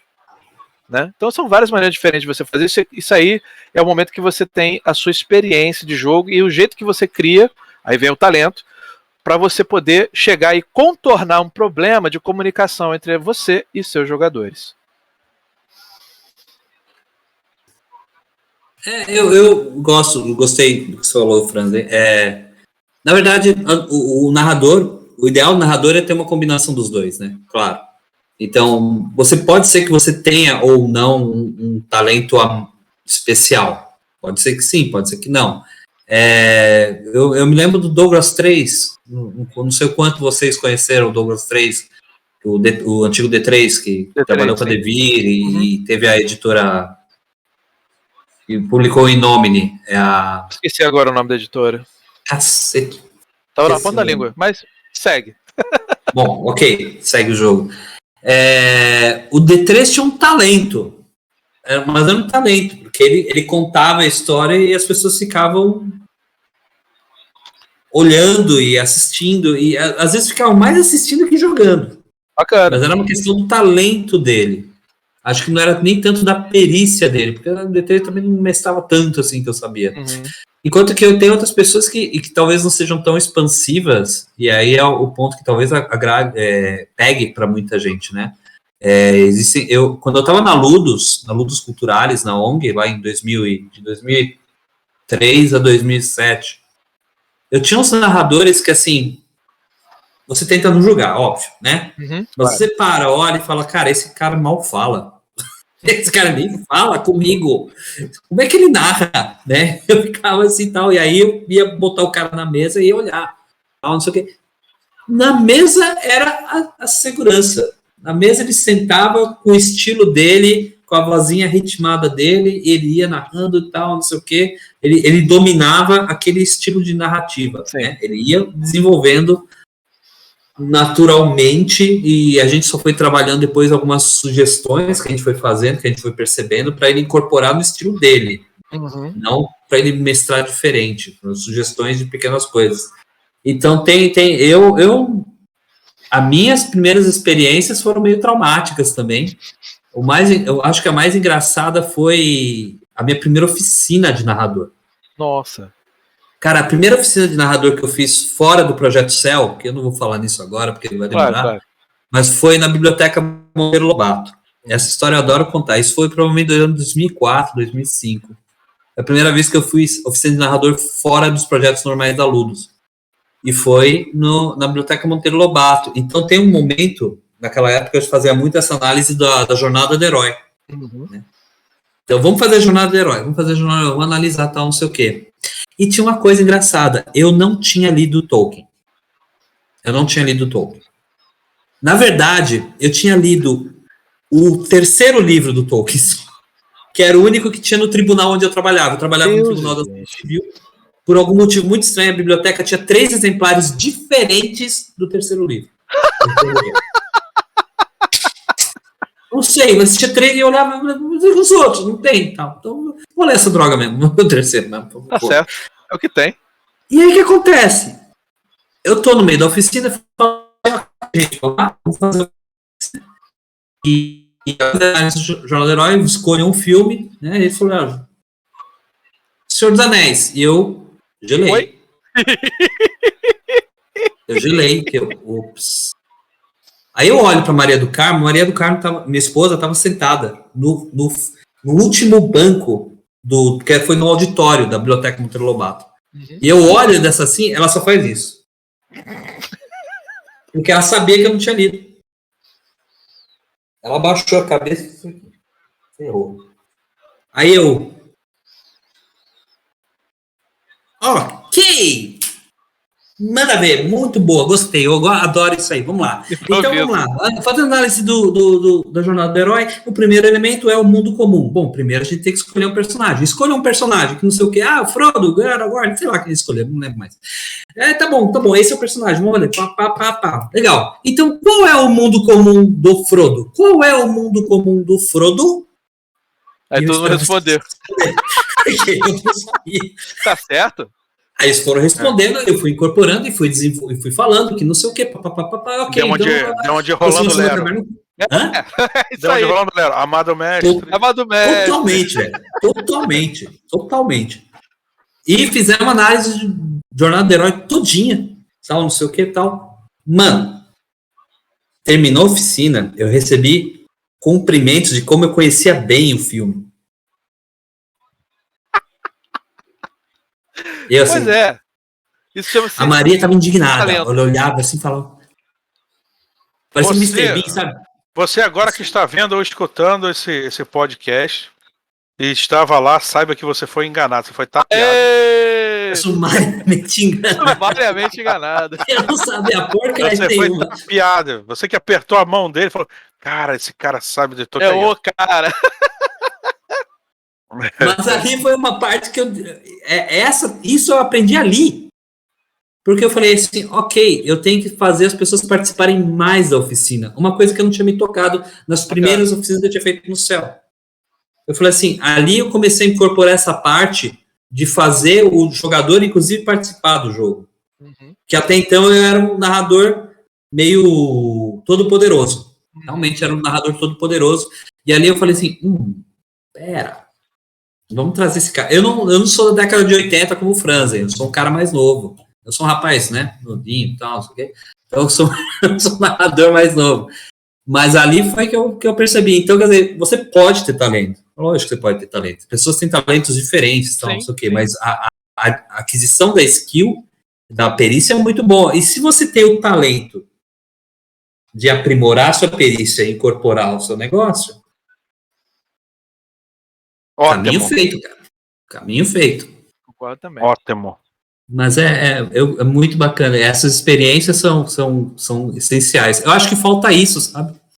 Esse pessoal, eles precisam se tocar disso. Você tem que incorporar a experiência, escutar, assistir. Eu assisti muito, no meu começo, eu assistia muito. Eu narrei a terceira sessão de RPG que eu participei, eu já narrei. Eu joguei 2 vezes, na terceira eu já estava narrando. Foi um desastre, não tenha dúvida. Foi um desastre, isso é difícil. O Marcelo Leite, que era um dos meus primeiros mestres, o meu maior amigo naquela época, infelizmente já se foi. O Franz, acho que conheceu o Marcelo, né? Eu não me lembro agora. Talvez sim. Talvez sim. Então, mas infelizmente ele faleceu uns anos atrás. Então, mas era um cara que também trazia um monte de sistemas. Eu terminava a aventura e eu falava, e aí? Ele... Vamos conversar. Isso foi legal, agora isso aqui, por quê? Aí ele, que não sei o que, você tirou protagonismo, você não sei o que, você deu... Eu gosto. Cara, olha só, o pessoal que tá escutando a gente aí, né, que tá pensando em narrar, né, essas coisas, afinal, veio pelas técnicas que não vão ser reveladas, já saiba você, porque elas existem, mas a gente não pode falar sobre elas. Você absorve. Senão o sindicato pega a gente. Galera, uma coisa que eu sempre falo aí em palestras, essas paradas para novos mestres cara, saiba que você vai se ferrar. Saiba que você vai errar. Não tem como. Não tem como. Se fosse uma ciência exata, entendeu? Não precisaria de livro para consultar. Você absorvia o conhecimento, deixava o livro na estante e acabou. Não, mestres experientes hoje em dia consultam os livros, erram regras, entendeu? Mais do que vocês pensam. Aí você fala assim, cara, sacanagem. Cara, eu te garanto que não existe um mestre, desafio, cara. Não existe um mestre no mundo inteiro que em suas sessões não invente uma regra, ou não passe por cima de uma, ou diga, é isso aí, e depois a gente vê como é que é. Exatamente. Entendeu? Não existe. Cara, a cabeça da gente tá mais focada, né? Na diversão, no desenrolar da trama, nos personagens, nos NPCs, né? Do que, porra, lembrar que você ganha -2 quando você tá debaixo d'água. Não vai lembrar, cara. Não vai lembrar e também, às vezes, não vai abrir o livro pra ver. Você tá entre amigos, né? Numa presencial, o cara até pega o livro. Não, pera aí, galera. Abre o livro e faz certinho. Agora, você tá num evento, ou você tá na streaming, onde o tempo é um dos fatores cruciais para o desenrolar da sessão, o cara não vai passar e falar, não, é isso aí, rola o D20 aí, mano. Você conseguiu.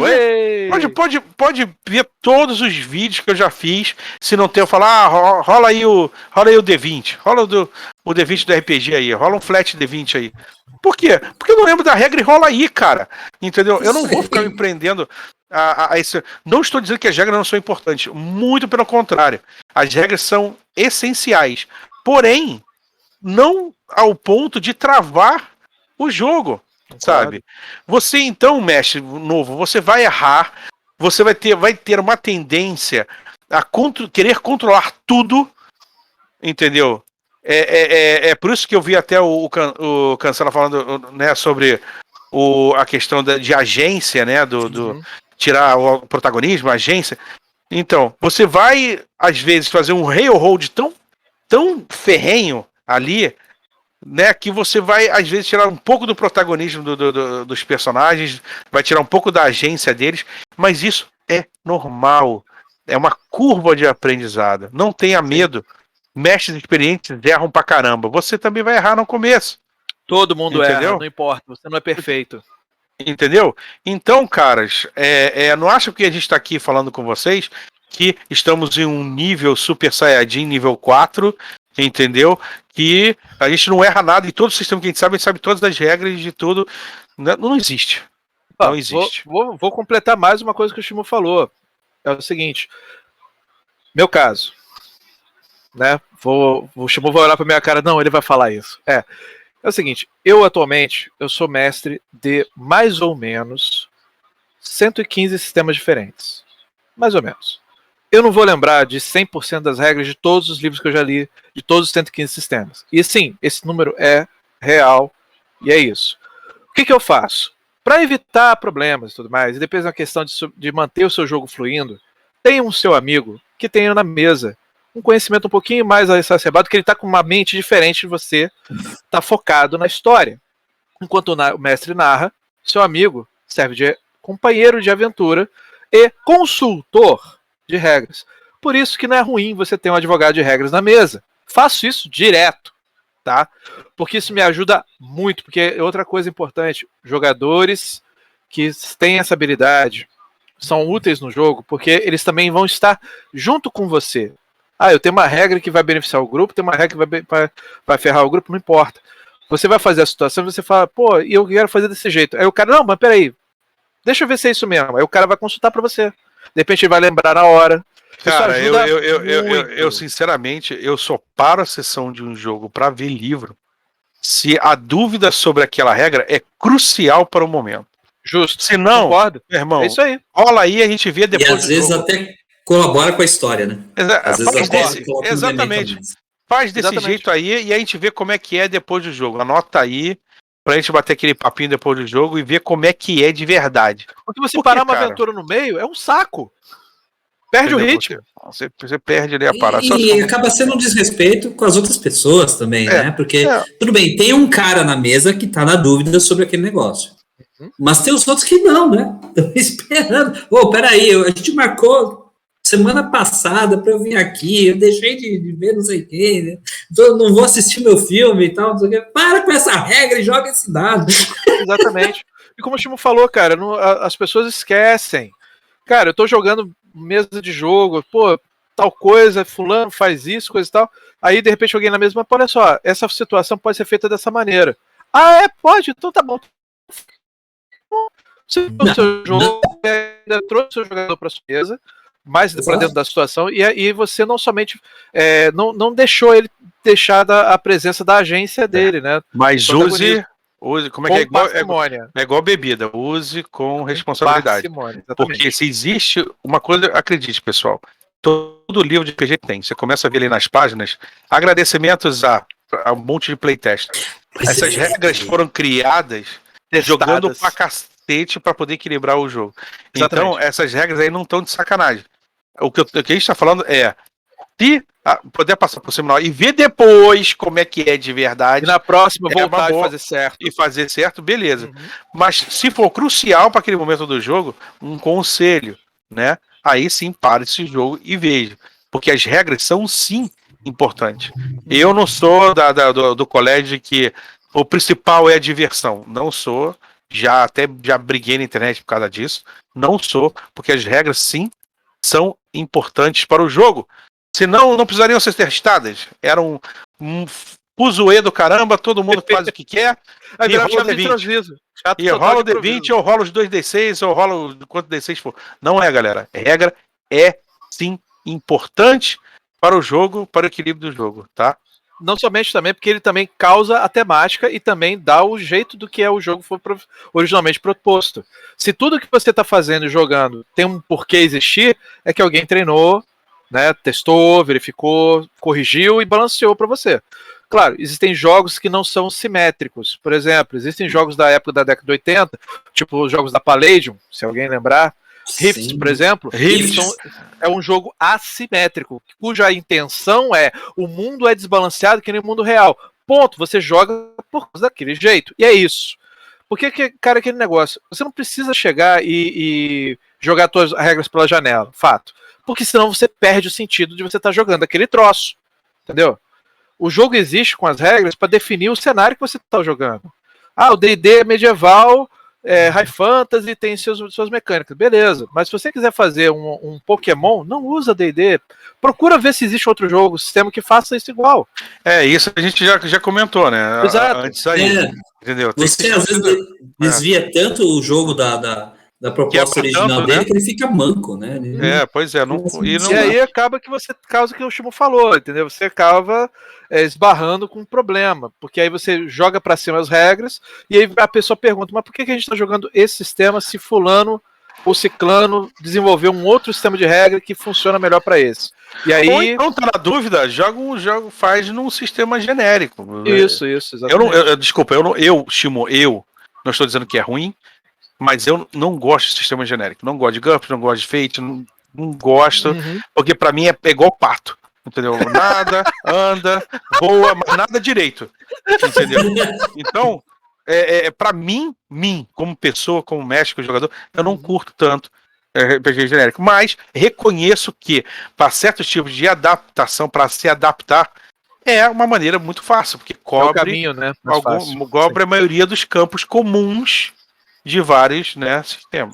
E também tem um aspecto, né, porque, por exemplo, qualquer jogo, né, gente, Franzen está desenvolvendo o jogo dele, né, então vocês estão desenvolvendo, eu tô usando o Year Zero, que é um jogo, que é um sistema já premiado lá fora, e eu tenho direito de mexer partes dele. Beleza. Então, eu não tô criando nada do zero. Quer dizer, não 100% do zero, né? Claro. E aí, mesmo assim, você vai fazer... diferenciar, né, genérico do game aberto. De OGL é uma parada, genérico é outra. Isso. Também serve para outro jogo, outra conversa também mais extensa sobre isso, acho também, fica a dica. Muita coisa. Mas eu queria falar que, assim, mesmo quando você está desenvolvendo alguma coisa, não é na primeira que você vai acertar. Não é na primeira. Então é importante você realmente fazer esses testes. Então, vou colocar uma ideia, vamos mudar essa regra. Vamos fazer eu tenho um grupo de uns amigos meus que jogam GURPS, mas eles são sempre criando regras novas. A última vez que eu entrei lá no grupo lá que eu estava lendo, eles estavam falando, o cara tinha criado uma nova versão da regra de hackear sistemas, que não sei, eu nem li porque obrigado. Tudo bem. Agora não dá. Se funciona para ele, tá bom, né? Se funciona pro grupo dele, melhor. Funciona, beleza. Agora, o cara usou, testou, tal, falou assim, ok, realmente, isso não funciona. Bola pra frente. Né? Até você balancear qual que é o nível da dificuldade, qual o número-alvo de testes, se isso aqui funciona, esse talento não funciona, se esse poder é legal, sabe o quê? É testando, é experimentando e não tem nada de errado. Você chama, não deu certo. Desculpa, gente. É aquele problema que acontece hoje em dia, porque tem muita gente oferecendo mesas para o pessoal no Facebook, né, em grupos de sistema próprio, mas na verdade não é um sistema próprio, na verdade. Eles simplesmente pegam, 90% das vezes, pegam o D&D, tiram o que eles não gostam e colocam outras coisas que eles gostam, certo? Não testado, não verificado, e acaba que talvez funcione, talvez não funcione. Mas até a empresa faz isso, Alessandro. A Green Ronin fez com Mutantes Malfeitores. Pegou aí o D20, o Rogério do D20, tirou ali o que não gostava. Não, Hit Point não, pelo amor de Deus, isso é ridículo. Os caras foram lá, tiraram e botaram condições, né? Com as coresinhas da tabela lá do Marvel TSR, que é igualzinho. Com certeza é isso aí. Pegaram também sem elementos. Exatamente, pegaram as escalas da DC da Mayfair. E jogaram o Rogério em cima, tiraram o que e fizeram uma parada que funciona. O Mutantes Malfeitores está aí funcionando belíssimamente bem, né? Tá bem, então, cara, é isso que eu falo, sabe? É uma questão muito pessoal dizer o que é bom, o que é ruim, né? O que vai funcionar é uma questão muito pessoal, né, cara? A experiência. Né? Eu tenho amigos que é ferrenhos e GURPS assim, que, cara, quase não sai e joga isso há 30 anos. Conheço o cabra há 30 anos e não sai disso. Ou é GURPS Space, ou é GURPS Vampire, ou é GURPS Dinossauro, ou é GURPS desde que seja Pokémon, ou é GURPS Super. Super eu gosto, tá? É isso, né? Super eu gosto. E é GURPS futurista e é GURPS. E os caras não saem disso. Vou criticar os caras. Não, cara, estão gostando pra caramba, estão criando coisa junto. E é isso aí. Entendeu? Bola pra frente. Vida que segue. Deixa eu fazer uma pergunta aqui pra Deus. Ô, Deus! Tá me ouvindo aí, Deus? Ih, ele acordou. Dorime. Deus, tem alguma coisa pra nós aí, não? Jaime, conforme seu desejo, trago-te 2 perguntas daqueles que vos seguem. A primeira... Mestre Yoda? A primeira é do Maia BH. Código poderoso. A pergunta dele é: e o que tem a dizer sobre os homebrews? Boa pergunta. Homebrews, assim, cara, eu acho delícias. Porque é aquilo, cara. Vamos voltar um pouco o papo, né? Funciona. Você pegou, destrinchou ali, modificou, né? Funciona pra tua mesa, é particular ali e tal. Surfa na onda, bicho, vai nessa. Mas é aquilo que eu sempre falo: os homebrews é legal, você fazer as suas regrinhas de casa ali. Eu tenho as minhas, o Alessandro tem as deles, o Jaime tem as deles. Com certeza tem. Para cada sistema tem a sua questão ali. Ou, por exemplo, uma homebrew, vou dar um exemplo. Quando eu tô narrando D&D, eles encontram item mágico. Cara, tem todo um processo no D&D para você descobrir o que é a funcionalidade de um item mágico. Só que, cara, em streaming, às vezes 2, 3 sessões que os caras jogam, eles não têm tempo para isso, naquele espaço de tempo de uma sessão e naquele espaço de tempo de uma mini campanha. Não dá para você cobrar esse tipo de recesso, né? Esse tipo de coisa que come tempo de jogo num RPG streamado ou num RPG de evento. Então eu falo, se a coisa é mais ligada à magia arcana, eu peço, cara, faz um cheque aí. Quem é treinado em arcana? Faz um cheque de arcana aí, de arcanismo, para ver se você consegue, né, saber pelos desejos da runa, pelos dizeres, pela aparência do item, pelo gosto da poção, meter o dedinho e pôr na boca, entendeu? Qual é a funcionalidade do item. E se for uma coisa ligada mais divino, rola uma religião aí. Entendeu? Pelos símbolos sagrados, pela expressão do item, o cara chega e dá ali um identify no item, entendeu? Pra abreviar tempo. Isso é o homebrew que eu tenho. Funciona muito bem. Todo mundo se diverte, todo mundo aproveita. O que adianta? Você bota ali um tesouro pra galera encontrar. A galera encontra o tesouro. Não vai usar. Eu vou usar uma espada que não sei se está amaldiçoada, se é do Lorde Capeta de não sei da onde, né? Não sei. Eu não sei o que a espada é. Então eu vou usar, vou beber a poção. Ela parece prata derretida. Vai tomar? Tu não sabe o que é, cara. Aí o cara vai lá, toma poção aí, não é poção não, é veneno. Parece uma boa ideia, né? Toma e vira parece uma boa ideia. Tu toma e vira um kobold. Cara, pra uma mesa, uma campanha, é legal. Não saber, arriscar e tomar e tal, e usar. Mas às vezes, naquele módulo de jogo, naquele template de jogo, onde o tempo é crucial, você põe na balança isso. Então é mais legal eles já saberem, poderem usar os itens durante aquele espaço de tempo ali que a campanha compõe. É o fator diversão também, né, cara? Porque o que acontece? Se você deixar uma coisa muito complexa, como você falou, se tem tempo pra fazer isso, que é narrativamente interessante fazer isso, beleza.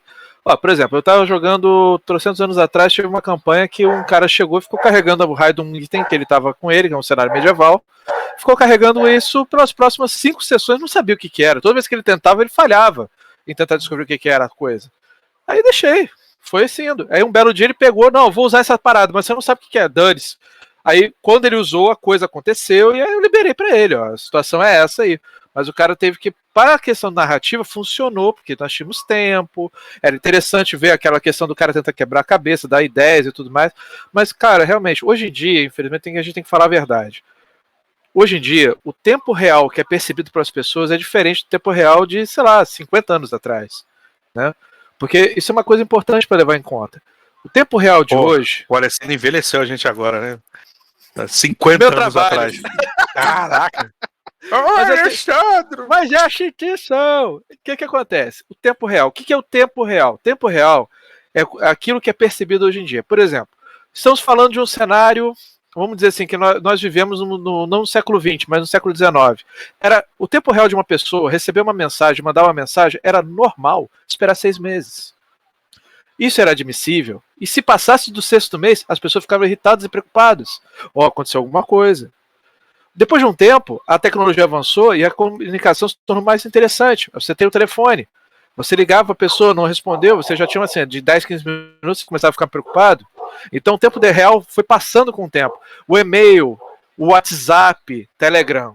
O tempo real que as pessoas têm para responder e pensar no assunto se tornou menor a cada tempo. E hoje em dia, com o negócio do streaming, você tentando jogar, e seu tempo de vida é diferente, a tua velocidade de jogo é diferente. Porque é o seguinte, se você parar para pensar, pessoas trabalham. E elas têm que parar o que elas estão fazendo para se divertir. E muitas vezes elas não têm o mesmo tempo que um cara que não tem trabalho ou só está estudando tem para poder jogar. Por exemplo, o cara pode chegar e jogar toda noite. Pode streamar toda noite? Não, mas é parte do trabalho dele. Por exemplo, streama basicamente 24 horas por 7, né? Por assim dizer. Mas ele, obviamente, um desses dias ele vai reservar para ele, para jogar com os amigos dele, para poder se divertir, porque pelo menos é necessário a gente desestressar, porque o jogo tem esse objetivo do jogo, desestressar. Por exemplo, eu tô numa carga de trabalho muito grande. Eu quero me desestressar um belo dia, parar com o meu pessoal e a gente jogar uma partida de Star Wars, jogar uma partida de Pathfinder.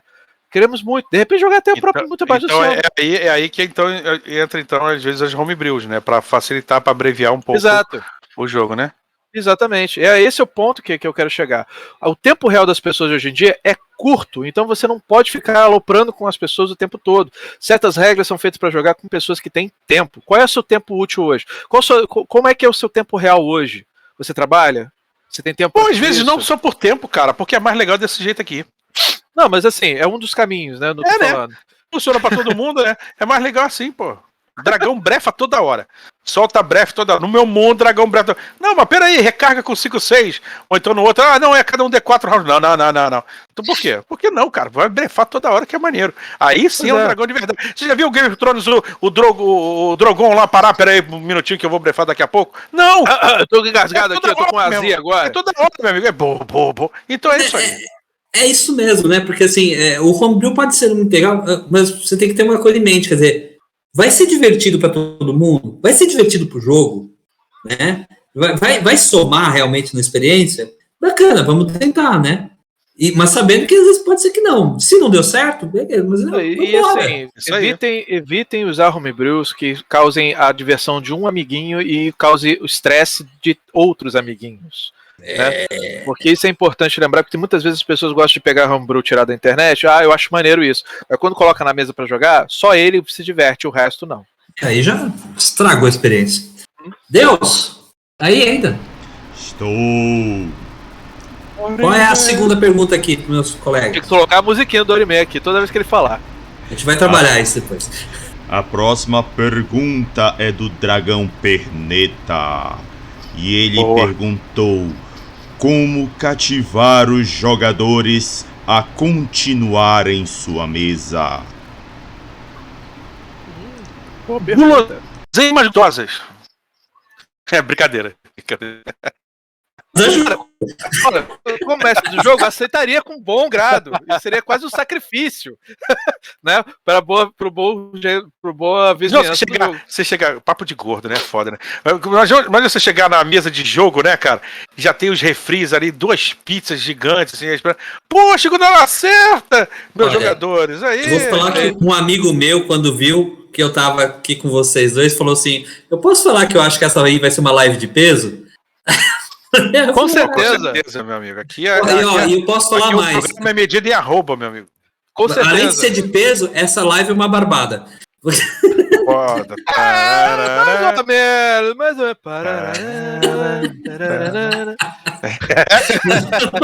Mas vamos lá. Shimu, o que você acha dessa pergunta? Me conta. Cativar, cara. Olha só, hoje atualmente, né, nós temos muita concorrência dentro da mesa do RPG. Vou tocar um dedo na ferida, me desculpem. Mas você tem o celular. Essa praguinha aqui na mesa de jogo, às vezes atrapalha. O cara tá ali, pô, tá jogando, você tá narrando, o cara tá assim. E o dedinho pra cima. E é igual o Homer, o nível de agressividade subir.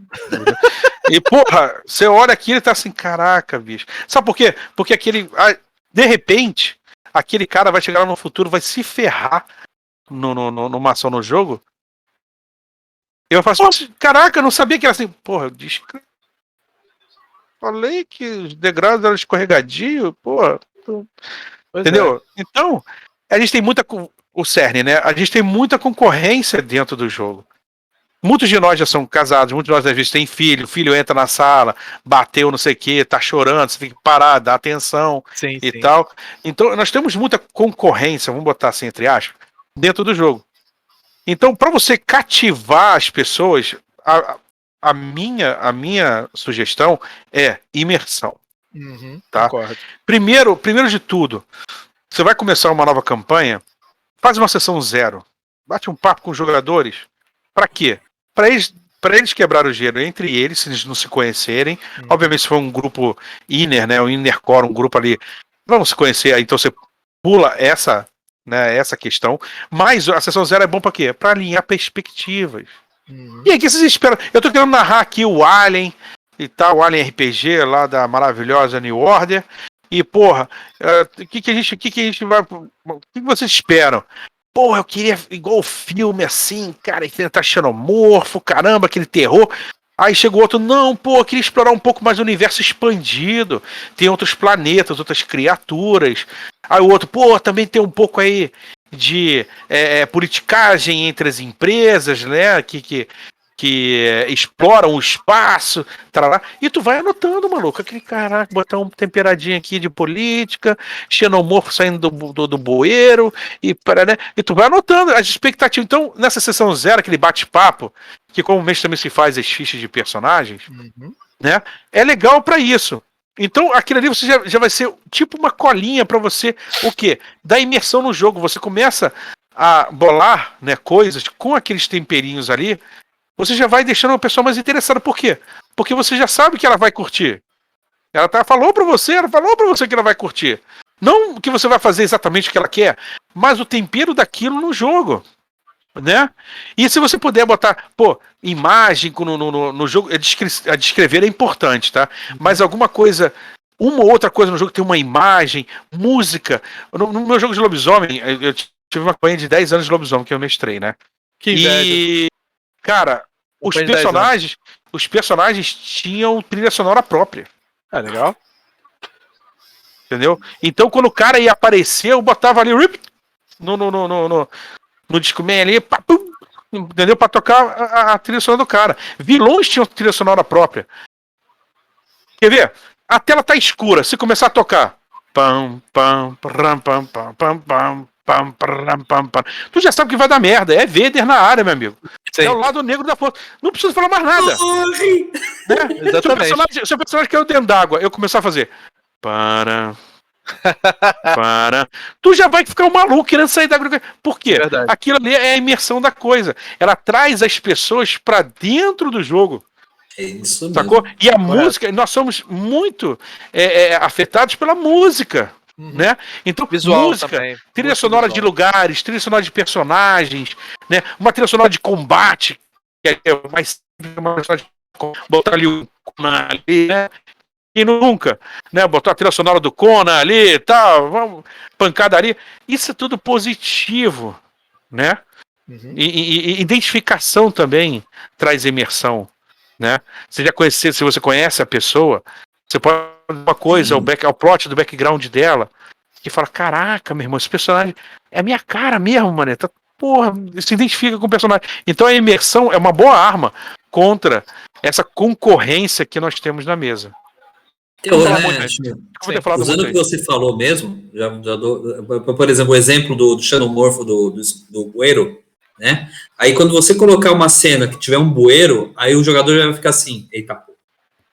E lá vem, né? Aí lá vem, né? Aí ele já vai ficar assim, aí não sai. O xenomorfo não sai, o cara, puxa, tal. Só que o xenomorfo saiu do sistema de ventilação. E ele falou, caramba, ele me pegou. Afinal de contas, o xenomorfo é um caçador, né, cara? Ele vai querer que você veja o bueiro para ele te atacar de cima que você não tá esperando. Exatamente. Então, quer dizer, pô, ele me escutou, né? E o cara, o que eu falo, a partir do momento que ele contribui e você pega isso, ele também toma posse da aventura para ele. Você cria uma ligação, né? Faz com que o jogador entenda que ele também está ajudando na narrativa principal do jogo. Porque, como eu falei lá atrás, RPG é um jogo social e você está jogando com pessoas. E essas pessoas elas têm expectativas, desejos próprios, que nem o Timo falou. E é assim, cara, a única maneira de você resolver isso é conversando, claro, inicialmente, e principalmente, e o mais importante, você sabendo quando é o momento correto de usar aquilo. Porque muitas vezes você vai querer chegar, eu quero ter uma história maneiríssima. Ou que não usar, né? Ou que não usar. Olha o contrato social aí. Contrato social, né? Boa lembrança, Timão. Exatamente. Né? Ou que não usar, né? Às vezes o que é bobeira pra mim é porra, tá. Barata, exato. Inseto, pô, isso aí eu como, se fritar eu como. Pro outro cara é horrível, cara. Sabe? Então, né? Às vezes também o contrato social, né? Na sessão 0 ali, principalmente com pessoas que você não conhece, é legal, ó, galera, vai ter um pouco de gore, pode ter, o jogo é um pouco de terror, vai ter um pouco de gore, tá todo mundo tranquilo com isso? Ah, não? Então beleza, então só deixa subentendido. O jogo não precisa o jogo não precisa ser sério, não precisa ter imagens violentas, descrições violentas, gore, violência de qualquer tipo exacerbado para ser um jogo adulto. As pessoas confundem muito isso. Infelizmente. Por exemplo, você estava falando do contrato social. A Monte Cook lançou uma lista de possibilidades, para quem não conhece. Existe uma lista que já é disponível no site da Monte Cook que fala sobre esse tipo de detalhe e você pode chegar e quiser imprimir, apresentar para os seus jogadores, caso você não tenha ideia nenhuma. Tá? Lembre-se, não é uma coisa obrigatória, não é um negócio que tem que seguir, é uma coisa que você simplesmente pode sugerir para você colocar na mesa para facilitar a comunicação entre vocês. Aí você pergunta, como é que eu posso melhorar a minha interação com meus jogadores? Conversando. Essa é a grande resposta. Entendeu? É a única resposta. Deus, temos mais alguma coisa aí? Temos mais 2 perguntas. Vai? A gente não sai daqui hoje. Manda aí a primeira. É a do Rafa Monte. Ele pergunta: como saber medir o tempo de uma sessão ao escrever uma aventura? Tá, vou falar da versão que eu acho para a parte física, ou seja, presencial. Porque é uma experiência que eu já tenho bastante. Então o que acontece? Qualquer um, na verdade, mas é assim, eu vejo mais porque eu não uso muito a questão do streaming. Né? No caso, para você saber qual é o tempo necessário, simples, você escreve a sua aventura e você imagina isso como sendo um filme, um episódio, entendeu? Começo, meio, fim, anotações no meio para você poder saber o que está fazendo, e você tenta criar um momento que seria o cliffhanger, que é um termo que usa-se no cinema, usa na televisão, usa até em livros, né? Que é o momento de tensão que deixa o pessoal interessado para ver o que acontece no próximo episódio. Então, na teoria, tá? Você pode chegar e escrever o que você quiser no tempo que você quiser, só que na hora de apresentar no jogo, tudo depende. Por exemplo, o Shimu falou sobre a questão dos telefones na mesa. Aí eu tenho mais um adicional aqui, uma coisa chamada MARP, que eu chamo, Momentos Anti-Roleplay. O MARP, cara, é um troço que acontece com uma frequência. Não precisa ser só celular. Você precisa entender que você conversa. Então tem momentos que você, não, estamos fazendo agora, vamos nos organizar para invadir o templo do deus serpente. Ah, cara, e ontem tu viu o filme lá? Pô, quando apareceu e fez isso também. Aí pronto, começa uma conversa paralela na mesa, que pode ser boa e atrapalha seu tempo de jogo, tá? E pode ser ruim, né? Mas tudo tem que ser conversado. O MARP acontece naturalmente. Vocês são pessoas normais, conversam, têm ações normais do dia a dia. Coisas acontecem com vocês querem falar, conversar. Pô, principalmente se vocês viram uma coisa que todo mundo gosta. Ah, vocês viram ninguém tá dizendo aqui, mais uma vez vai lá o Shimu, né? Dando os disclaimers. Ninguém está dizendo aqui você ser uma múmia na mesa e falar só coisas da RPG. Isso. Ou você recolher o celular da galera. Não tirar essa porra toda mesmo. Não é isso, Coloca tudo dentro do saco.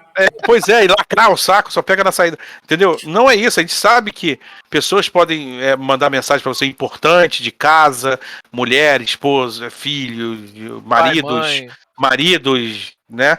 E tal, podem gerar essas emergências e a pessoa precisa ter o celular ali. Não é isso. Por isso que eu falei concorrências com reticência. E também é óbvio que você vai trocar ali. Eu até botei um meme outro dia, né? Quando o assunto da mesa tá bom, aí o cara tá rindo, mas depois você percebe que você é o mestre da mesa. Aí o cara fica quieto assim. Entendeu? Pois é, muito às vezes bom. até o mestre puxa uma, eu puxo piada pra caramba, Sim. Sabe? É legal, tá? Mas quando se trata, isso presencial, quando se trata de online, aí o bagulho muda um pouco de questão. Complica. Porque você tem um tempo certo já sentido, que é aquele tempinho ali mágico de 3 horas no máximo, porque depois disso o pessoal começa a desligar, começa a cansar, as pessoas cansam de ver, então você tem que parar ali as 3 horinhas, é um númerozinho aí meio mágico, né, que eu guardo pra mim. E como você organizar esses tempos? Se você pode fazer uma one shot, a técnica aí do Alessandro dá de boa, começo, meio e fim, aperta nisso numas 3 horas, tá tranquilo, vai olhando pro relógio ali e vai cronometrando. Se você vai fazer uma campanha, onde parar? Momentos cruciais, cara. Bota um cliffhanger. Eu tenho uma cola. Toda sessão minha, eu faço ali, cronograma da sessão 1. Eu boto ali tal coisa vai acontecer. E tem um climazinho ali, um cliffhanger, alguma coisa, um descanso, que eu uso ali na hora que tem que parar a aventura. Direciona para aquilo ali e para, porque realmente tem que parar. Né? E evento também é isso, né? O evento você ainda tem muito mais concorrência, você tem ainda todo o ambiente falando pra cacete enquanto você tá narrando, né? Os caras em evento tem 1001 distrações, não só o celular. Tem o cara anunciando o desconto no stand ali, tem o outro lá falando, vai começar a palestra não sei aonde. Fulano de tal apareceu, personalidade importante. Exatamente, tem a personalidade passando do seu lado, você foi lá para tirar a selfie com o cara. Então, tem né, outras concorrências que você tem que administrar isso daí, né? E manter naquele cronogramazinho, pá, pum, pum. Eu sugiro em eventos aventuras mais diretas, tipo, um objetivo: invadir o castelo, salvar alguém. Vocês já estão perto da coisa, já estão em frente, salvar alguém, recuperar alguma coisa, escapar de alguma coisa, né? Em evento, esses tipos de aventura, para mim, eles funcionam melhor, te dão um gerenciamento aí melhor de controle de tempo. Numa campanha, você separa aí arcos de aventura.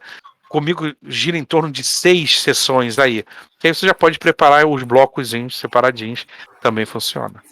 E marcar os interesses e as coisas que cada personagem está procurando também. Não, e também tem o seguinte, quando o Chimu falou, levou bem o negócio de convenção, um problema normal, sem ser o problema do tempo, é que muitas vezes a pessoa está sentando na sua mesa simplesmente para poder conhecer o jogo e de repente ela se desinteressa porque tem uma outra mesa que vai acontecer que é a mais interessante dele porque ele viu no programa. Se isso acontecer, tudo bem.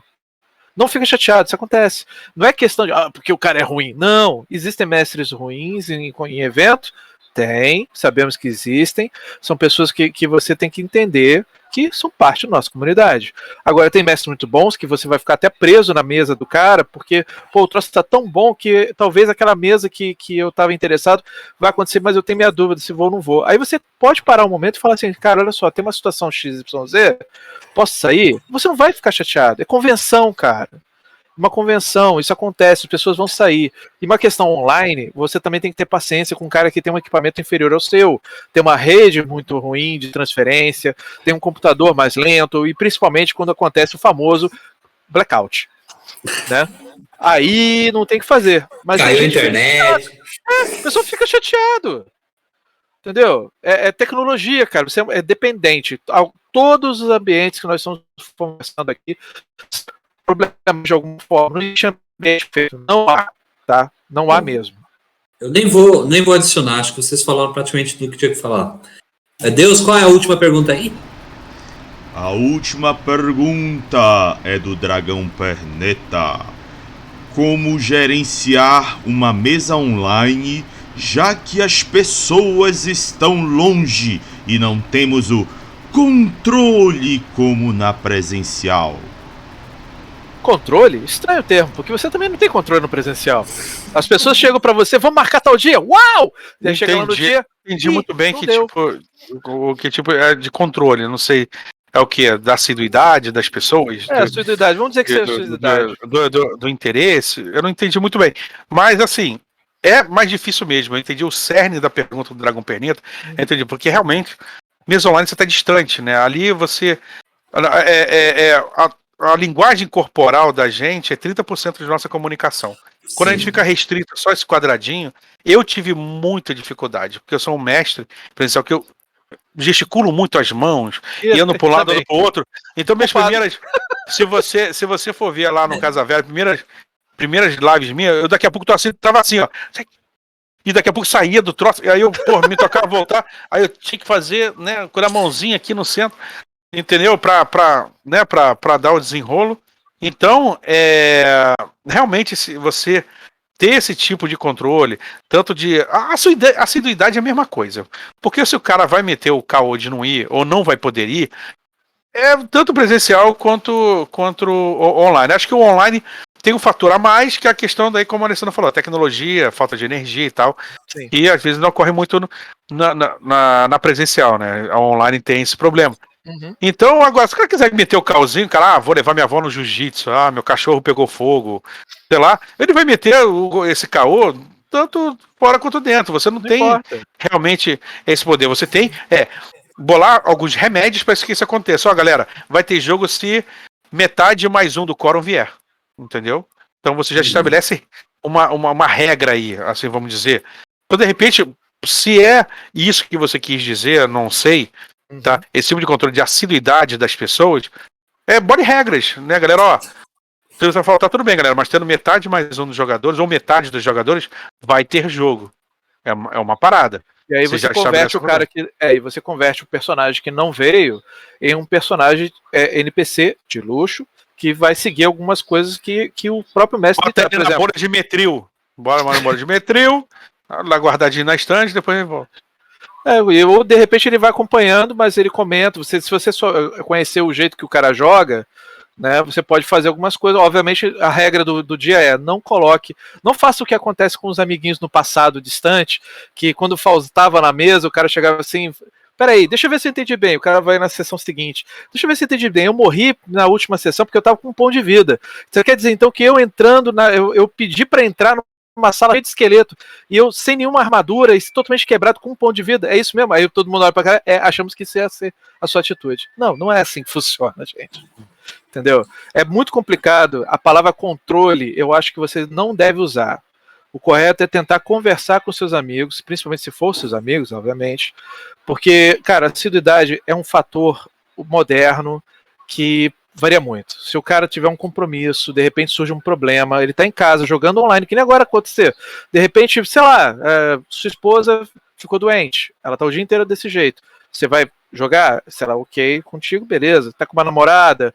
Ela vai vir visitar a gente. Meu pai e minha mãe acabaram de falar comigo, vai ter uma situação de se surpreender. Dependeu do nada. Controle não existe. Existe conversa. Tá? Além do mais, sério, às vezes é melhor que a pessoa não venha. Porque assim, se ela tá com um problema que ela precisa resolver, e ela tá ali, ela pode estar com a cabeça, nem tá na cabeça da aventura, porque ela deveria estar fazendo outra coisa. Pois é. Às vezes ela não tá simplesmente bem para jogar. E aí, outra coisa, tem gente também que prefere não falar. Tem gente também que prefere internalizar o problema. Isso também é importante. Como mestre de jogo, narrador, /amigo, uma porrada de coisa misturada, você tem que entender que ele é uma pessoa e as pessoas têm problemas. Se você conhecer o cara a ponto de saber que há alguma coisa errada com ele, de repente conversa, faz a mesa inteira trocar uma ideia com o cara. De repente o cara tá precisando conversar. Entendeu? Esse tipo de coisa é importante, gente. É uma coisa de ganhar a confiança do jogador, né? Tem que ganhar a confiança do jogador. Ele tem que saber que ele pode confiar em você como mestre e também como pessoa. Olha, não tô legal, ou não dá, tal, não sei o quê. Então, eu tenho narradores que eu joguei, eu podia ir e falar, olha, confio em você, tal, não sei o quê. Se o mestre, se você faz, o mestre vai merecer seu crédito, ele vai te ajudar no jogo. Cara, e o grupo, melhor, né? Melhor pro grupo, inclusive. Sim. E não é de hoje, gente. Cara, esse fator de problema de aparecer no dia, faltar, ou de repente acontecer algum problema, não é na era digital que aconteceu isso. Isso acontece desde a época que o D&D foi criado, desde a década de 60, 70, gente. Você sempre existiu, nunca vai deixar de existir. Por isso que eu falo, não usem a palavra controle. Conversem. Vocês não controlam personagens, vocês não controlam seus jogadores, vocês são amigos. E amigos conversam, tá? Isso é importante. Mais alguma coisa? É só. Gente, rendeu muito, e eu tô muito contente. Por mim, acho que a gente ainda tinha muito papo, mas uma hora a gente tem que encerrar.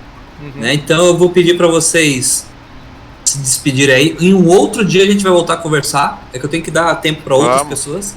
Claro. Né? Mas assim, eu ganhei muita XP hoje, só de estar na presença virtual ilustre de vocês. Eu ganhei algumas estrelinhas aqui. Obrigado. Igualmente. Então, por favor, despeçam, falem o que vocês estão fazendo, chame o pessoal para participar dos que vocês estão fazendo aí. Fique à vontade. Chama o primeiro, vai. Eu falo no fim. Sabe que eu falo demais. Beleza, galera? Não. Calúnia. Calúnia. Isso aí, quem falou isso de você, fala pra mim e vai ter que se ver comigo. Quem falou isso pra você? Eu nem tinha percebido que ele tinha vindo hoje. Pô, que isso. Que absurdo. Vamos lá.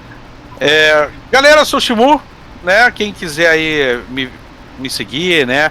Contactar, redes sociais aí, @CarlosShimu, em todas as redes sociais vocês me encontram, né? Para bater um papo, para jobs, para qualquer paradinha, estamos aí, né? Atualmente eu tô no ADM no Casa Velha, como eu já falei. Estou levando às quintas-feiras, às 21 horas, uma campanha de Against Dark Master, patrocinada aí pelo Macaco do Mal, né? Nós vamos para a terceira sessão na próxima quinta. Sintam-se convidados hoje para mais tarde, né? Às 21 horas, com a Mestre Carol lá no nosso canal, uma aventura de Avatar, né? A Lenda de Aang. Vai se passar durante a Guerra dos 100 Anos e já é o novo sistema lá. Com o Avatar Legends. Isso, o Avatar Legends, que ela já tem lá o playtest, que ela tá apoiando, então ela baixou o playtest, vai jogar ali com o pessoal, já fizeram o personagem. Claudinha, minha esposa, vai jogar, é fanzaça do jogo. Adoro. Né? Diga-se de passagem. Então, 21 horas. Hoje é aniversário do Casa Velha, inclusive. Opa! Nós fazemos 5 anos. Sabia não. 5 anos de estrada aí, o Casa Velha. E amanhã, então, nós vamos ter uma live de bate-papo, relembrando coisas engraçadas que aconteceram no Casa Velha, momentos legais. E a gente faz aniversário, quem ganha os presentes são vocês. Então vai ter sorteio amanhã de muitas coisas, livros, Legal. kits. Então participa aí que a gente vai bater um papo bacana. Pode aí sair com um livrinho bacana também. Amanhã, 20 horas, tá, galera? Então é isso. Muito obrigado aí, Jaime, pelo espaço. Tá? Obrigado aí, Hagabashi, que é a nossa voz do além hoje aí, todo poderoso. E é só chamar de novo. Tô aí pra isso. Vamos, e assinem a New Order Magazine, onde a gente é redator, a gente rala o fiofó nas ostras para fazer as aventuras muito bonitinhas para vocês jogarem lá. E mais coisas e novidades. Então, vamos lá. Meu nome é Alessandro Franz, eu agradeço muito pela oportunidade de estar por aqui. Fala da Amado da gente. Fala da Amado que eu esqueci. Calma, eu calma, esqueci calma, eu falo. Calma que eu falo. Falar da Amado. Por isso que eu ia falar no final. Seguinte, Entendi. eu sou o atualmente editor da New Order Magazine, como o Shimo falou. É uma revista que é feita para vocês, de player para player, tá? Isso é muito importante. Temos aventuras, temos notícias, sempre uma novidade que tem por aí, a gente está trocando uma ideia. E além disso, como o Shimo bem observou, nós também somos desenvolvedores do Muito Abaixo do Oceano, um novo RPG que está sendo financiado futuramente no ano que vem, tá? Pela Craftando Games, Craftando Jogos, no caso. E a gente está nessa fase atualmente, estamos na fase de playtest. Olha que coincidência! E estamos desenvolvendo várias coisas legais e temos as surpresas aí dos próximos meses. Antes de a gente disponibilizar o jogo rápido, Muito Abaixo do Oceano, que, para quem não conhece, é um cenário steampunk, submarino, que acontece no pós-apocalíptico do século XIX. E é na Terra, sim. Então, vocês vão ver aventuras submarinas, usando o selo, um sinal já premiado, que é feito pela Free League, e ele é um sistema que já está no Alien, Tales from the Loop, Things from the Flood, e outros grandes jogos também, que são Vicing, lembra bem, e outros grandes jogos que a Free League oferece por aí. E a gente está tentando fazer com que esse jogo se torne uma grande realidade. Para quem quiser acompanhar o nosso projeto, é só dar um pulinho lá no Facebook, Muito Abaixo do Oceano, ou no Instagram também com o mesmo nome, tá? Pra gente fazer no dia a dia. Eu acho que é isso. Basicamente. Nós já estamos com bastante membros lá, né? Já passamos dos 550. Já passamos dos 500 membros. Tem muito material lá. Muita coisa da produção sendo mostrada lá, o mapa que os caras estão fazendo, os esquemas, tá tudo lindão. As bandeiras, cara, também, a gente tá fazendo o possível para fazer um jogo já tá bem contratado a pessoa que vai fazer a capa, os desenhos internos, tá tudo no esquema, galera. A arte principal da capa é da Ayu Marques, que é uma grande artista, e ela ganhou o prêmio da Blizzard de fanart por ela ter ganhado a competição do Hearthstone. É isso, Hearthstone. Eu quase esqueci o nome do jogo. Hearthstone, o joguinho de cartas do... Isso. Ela ganhou o prêmio também, então ela vai ser a nossa capa principal, né? E futuramente, quem sabe, de repente, baseado no que for o financiamento ano que vem, a gente pode ter muito mais artes dela também. Mas aí é tudo uma questão de tempo e espero que vocês participem, né? Venham atrás da gente, conversando um pouquinho mais do dia a dia e vamos ver o que acontece. E muito obrigado por estar aqui mais uma vez, Jaime. É um grande prazer estar sempre falando contigo. Bom, caras, agradeço vocês terem vindo, né? Eu fiquei aqui brigando durante a transmissão com os motoqueiros que estão passando enlouquecidos aqui pelo meu bairro, né? Para contribuir. Tá vendo? A gente não tem controle. Dragão Perneta, não tem controle. Não há controle. Não há controle. Tá tudo fora de controle. E obrigado por terem vindo. Vou agradecer para a voz de Deus aqui, meu brother aqui, o Rodrigo Hagabashi, tá aqui com a gente. Obrigado a vocês que participaram, que estão assistindo. Lembrando que o objetivo do Técnicas Secretas é incentivar as pessoas a jogarem RPG, a trazer mais narradores. E essencial para o narrador é ter curiosidade, é ter empatia, é ter curiosidade e querer aprender mais, né? Então, quer dizer, adquirir esses conhecimentos, é preciso ter talento, é preciso ter perícia, e é assim que a gente cresce, é assim que a gente faz o nosso hobby evoluir, tá? Então, obrigado por terem participado. Quem quiser, por favor, coloca a sugestão de temas, podem colocar a sugestão de narradores, eu planejo trazer muita gente bacana para cá, né, pra gente ficar discutindo exatamente, inclusive posições até antagônicas, né, coisas que o diálogo precisa. Arena! Joga uma faquinha na mão de cada um e deixa os caras se bater. Se vira. Tá? Então fiquem à vontade para sugerir nomes, sugerir temas, e por enquanto não tem uma periodicidade ainda, porque eu prefiro escolher bem as datas e as pessoas, do que ficar desesperado e correndo atrás assim e tal, para fazer um negócio bacana, como foi este primeiro Técnicas Secretas aqui. Obrigado, gente. Acompanha a gente e tal. Até a próxima. Segue o jogo. Valeu, tchau. Valeu.